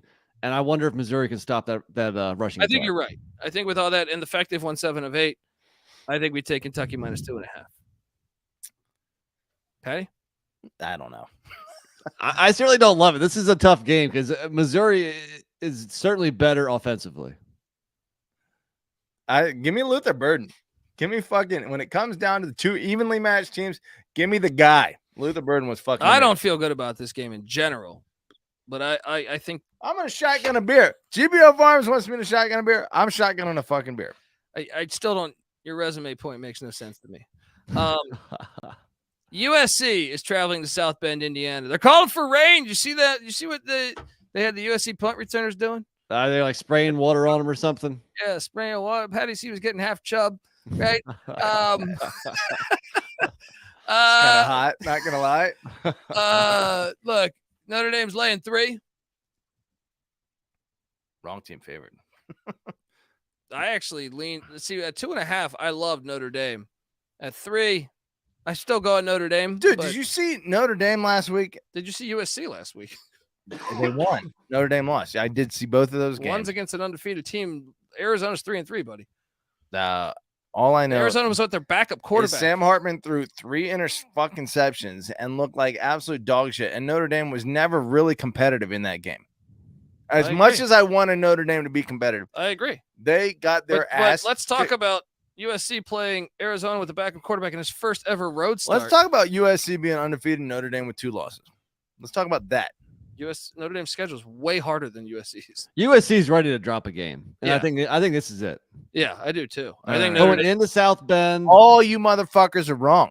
Potential weather. I mean, estimate's going to run for 7,000 yards against USC. Much as I'd love to see Notre Dame win this, because fuck pussy ass Notre Dame or USC, right? But look, they're just better. They're a fine-tuned offense, right? And Notre Dame doesn't. I'll have you know, doesn't have the answers last to keep week, up. Patty C sits down before, like at 3:00, we're watching the game. So he sits down and he goes, "USC is going to the playoffs." And then we're watching the Arizona game. He goes, USC is not very good. Things change in a hurry. Look, they whooped. Yeah, it's been a rough 3 weeks for USC. They got to get it figured out. The rain. This is why Notre Dame wins. The rain. This is why Notre Dame wins. Hartman's going to win over the fans here by beating USC. It's too late. The Heisman's gone after 2 losses. Best you can hope for is Johnny Unitas White Guy Award for the senior. John Heisman was black. No. What? What do you mean? What is the White Guy Award? I feel like the Johnny Unitas Award more often than not just goes to because it's both the quarterback and the exemplary character award, and so they're good. It's a racist award. Anyway, the Johnny breaking news here on the College Football Experience. Johnny Unitas Award is quite racist apparently. There's been some brothers that won it, so who are upperclassmen. I don't even know that I've paid attention to the Johnny Unitas Award. I didn't even know it existed. Well, I know that you recently posted on our Twitter that we ignore the Heisman, so. I hate the Heisman. Ignoring awards in general is probably a good the Heisman's just become so fucking whack. It's like you got to be a quarterback now. You got to be now. You got to be ranked. Before it was a lot more honest. I feel it's corrupt. It's corrupt. At least you can get some running backs in there. Let's go. All right. I like this, Johnny. Let's find the Johnny Unitas Award on Twitter and call them racist. I like this idea. Let's get the Me Too movement behind that. That'd be fantastic. These are the Johnny Unitas Golden Arm winners. I had no idea this trophy existed. Me Too movement is fucking. Wow, Patty C might have a point here. It's been since 2016. Deshaun Watt. Yeah, you're right. It's racist ass. And racist it's not award. Me Too because Deshaun Watson won it. If it was the Me Too movement, Deshaun Watson wouldn't have laid a hand They on. gave Connor Cook this award? Yeah. This is racist. Racist. I think Patty C's onto something. Genius. How the fuck did he get that award? Hey, he's white. He's How an do they upperclassman. Yeah. And he's How got, do they present this award? he combs his hair over. That's really what it is. I think you have to be clean shaven too. Well, look, if you're going to be clean shaven, if you are getting the award, Well, and then Sam Hartman's out. no. If you are getting the award, I just want you to know, folks, that Manscaped's got a brand new handyman. All right, so get on over there. Use the promo code SGP at manscaped.com. Speaking of clean shaven. Yeah, come on. All right, folks, I do want to tell you that the College Football Experience is brought to you by Hall of Fame Bets. Win bigger by betting smarter this NFL season with Hall of Fame Bets, the sports betting analytics platform for parlays, player props, and game lines. Research every NFL, NBA, MLB, and soccer bet with historical stats and data.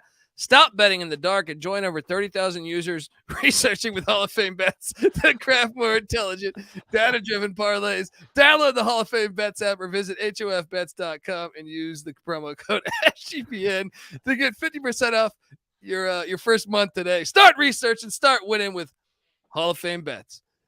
You see, he bonged a beer and instantly went to the bathroom. we have two situations possible here. Like, all right. Bye, Patty. Yeah, he just vomited. I think that he might either A, he vomited or he pulled a George Brett, and while he was shotgunning that beer, he shit his pants. One of the other happened. What are the odds? Yeah, that was hilarious. But anyway, let's get back to talking about some ACC football, NC Nick, which I know is near and dear to your heart. There we go. Chapel Hill, known as a wine and cheese crowd, but here they are, undefeated, hosting the Miami Hurricanes and Mario Cristobal. I mean, North Carolina's laying 4. Two teams you can't trust. I think Miami's going to get up. See, Cristobal strikes me because he's a recruiter. Yeah. I feel like he's a player's coach. He also played the game. I think he's more relatable. I think the Miami players want to get up for him. I think they cover the 4 in Chapel Hill. But am I a little bit like kind of all over the place with this game? I'm not going to bet this game, but I want to see how Miami responds. I mean, lost in the whole knee down thing was the fact that even if they beat Georgia Tech, even if they would have to take the knee and win, it would have been an ugly win where they certainly didn't look good. Yeah. Which means really the only time they looked good this year against a decent opponent was Texas A&M. And Miami only went on the road once, and that was at Temple, which doesn't really count as a road game. Jamie Hope says, Patty seen the first to puke on live TV since Fear Factor 2002. What happened there, buddy? You shit your pants or you puke? We have wagers. Going on. I had to siphon the old Python, and that was too. No. That was too ironic. Too it was like too abrupt. Yeah. No, I the system is cleared, and I got 3 more beers. We're ready to go. Okay, 1 for each game we're about to talk about. We only have a couple left. I'm gonna go UNC, man. They're on a roll right now. They're at home, and I don't trust how Miami's going to respond to that loss. Patty C, what are you doing here? Carolina laying 4 at home at Chapel Hill against your Mario Cristobal Hurricanes. Oh, I have to disagree with 100%. I think Miami. I took Miami in the points. Has been shredded by the media so thoroughly that they have to be furious right now. Meanwhile, North Carolina, while impressive at times, also sus at times, I think Miami slightly covers. I think the energy that Miami 30 to 27. Tar Heels get it done, Miami. Can we talk about the primetime games this week? Miami's winning this outright. What are you the primetime games are fire. Yeah. What? There's a What, the 4 o'clock slate? Let's talk about this. 4 o'clock Pacific, or 3:30 Pacific even. 6:30 or 7 Eastern. You got Louisville Pitt, which we know national championship implications, and then you got Marshall Georgia State Sunbelt East implications. You got the Delora Bowl. You got Bowden in a big game in San Marcos. You got Auburn LSU, which is the greatest one of the better rivalries, one of the underrated better rivalries in college football. You got K-State Texas Tech. You got Wyoming Air Force. You got Mizzou Kentucky, USC Notre Dame, Miami UNC.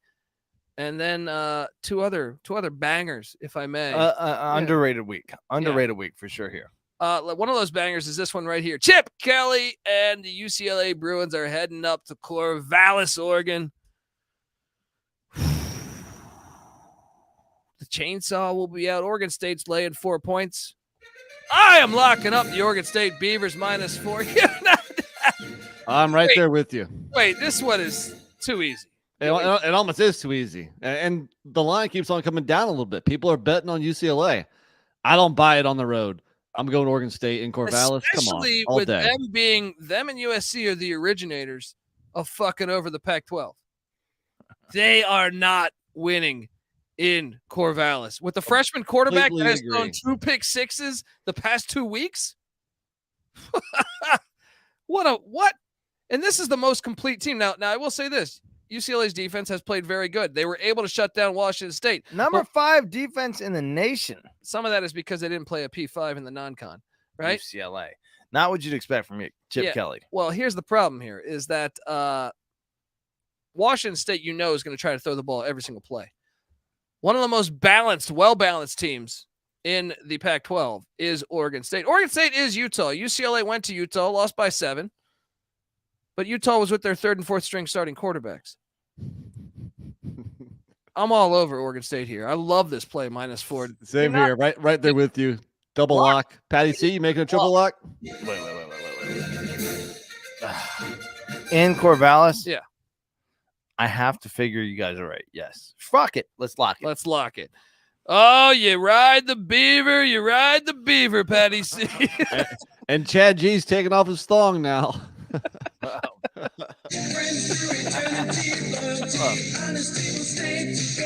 Oregon State -4 in Corvallis. UCLA has got some nice trim, but we're all into the beavers. Yeah. The hairier the beaver, the better. Nice That's what I beaver. I can't find that clip somewhere here. UAB, Trent Dilfer, fresh off a cool 56 points. Heading to the Alamo Dome, the house that Terry Cummings built. UTSA is laying 9.5.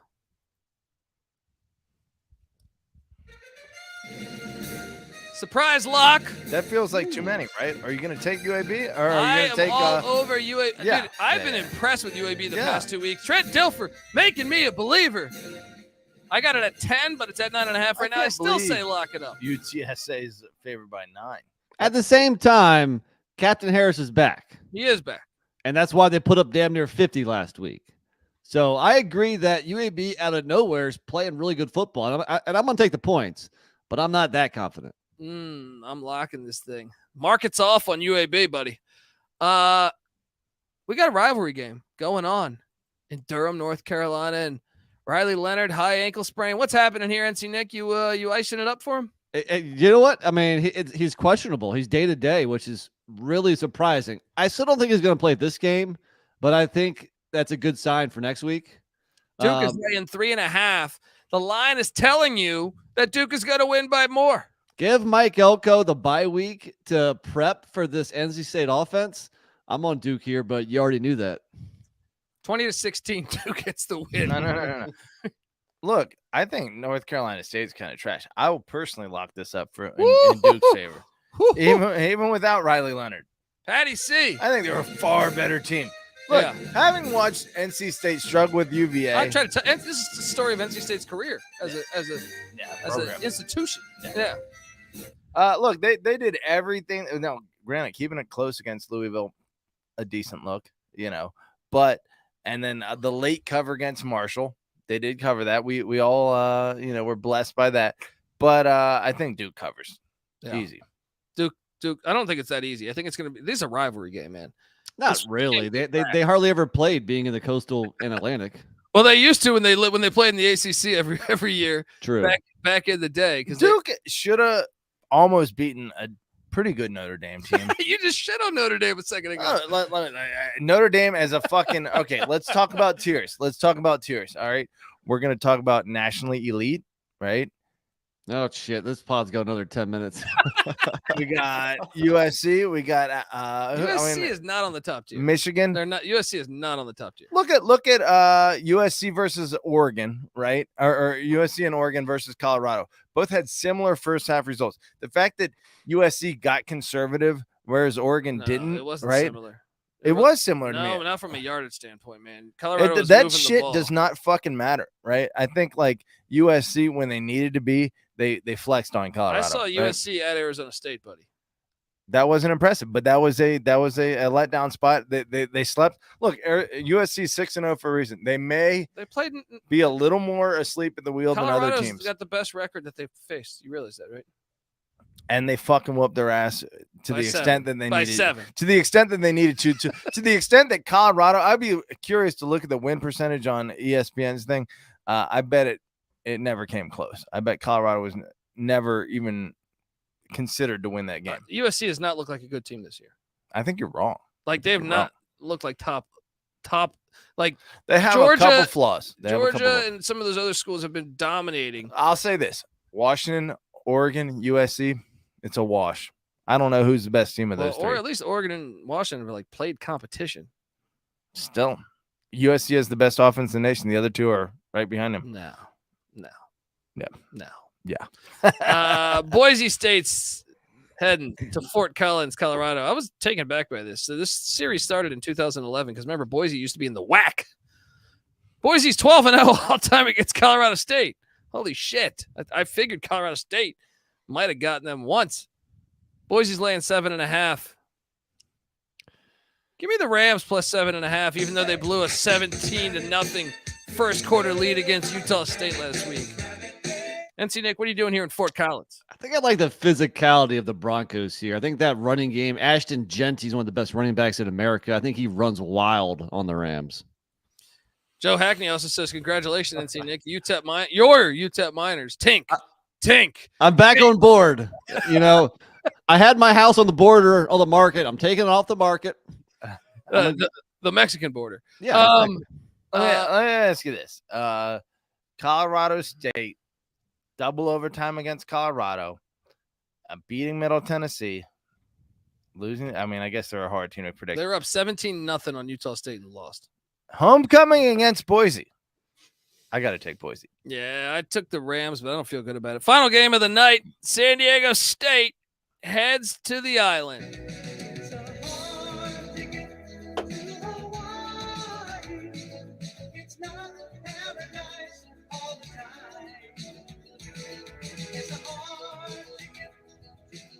What have I told you? That series goes back to 1939. San Diego State does have a 13-game lead, and Hawaii hasn't beaten them since 2019.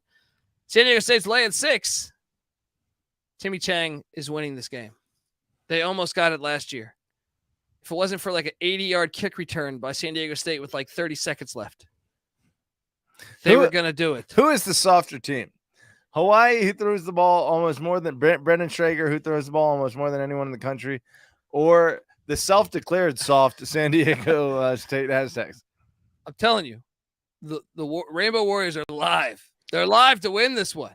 Line up the Shager bombs and let's all go Rainbow Warriors. Let's fucking go. Lock it up.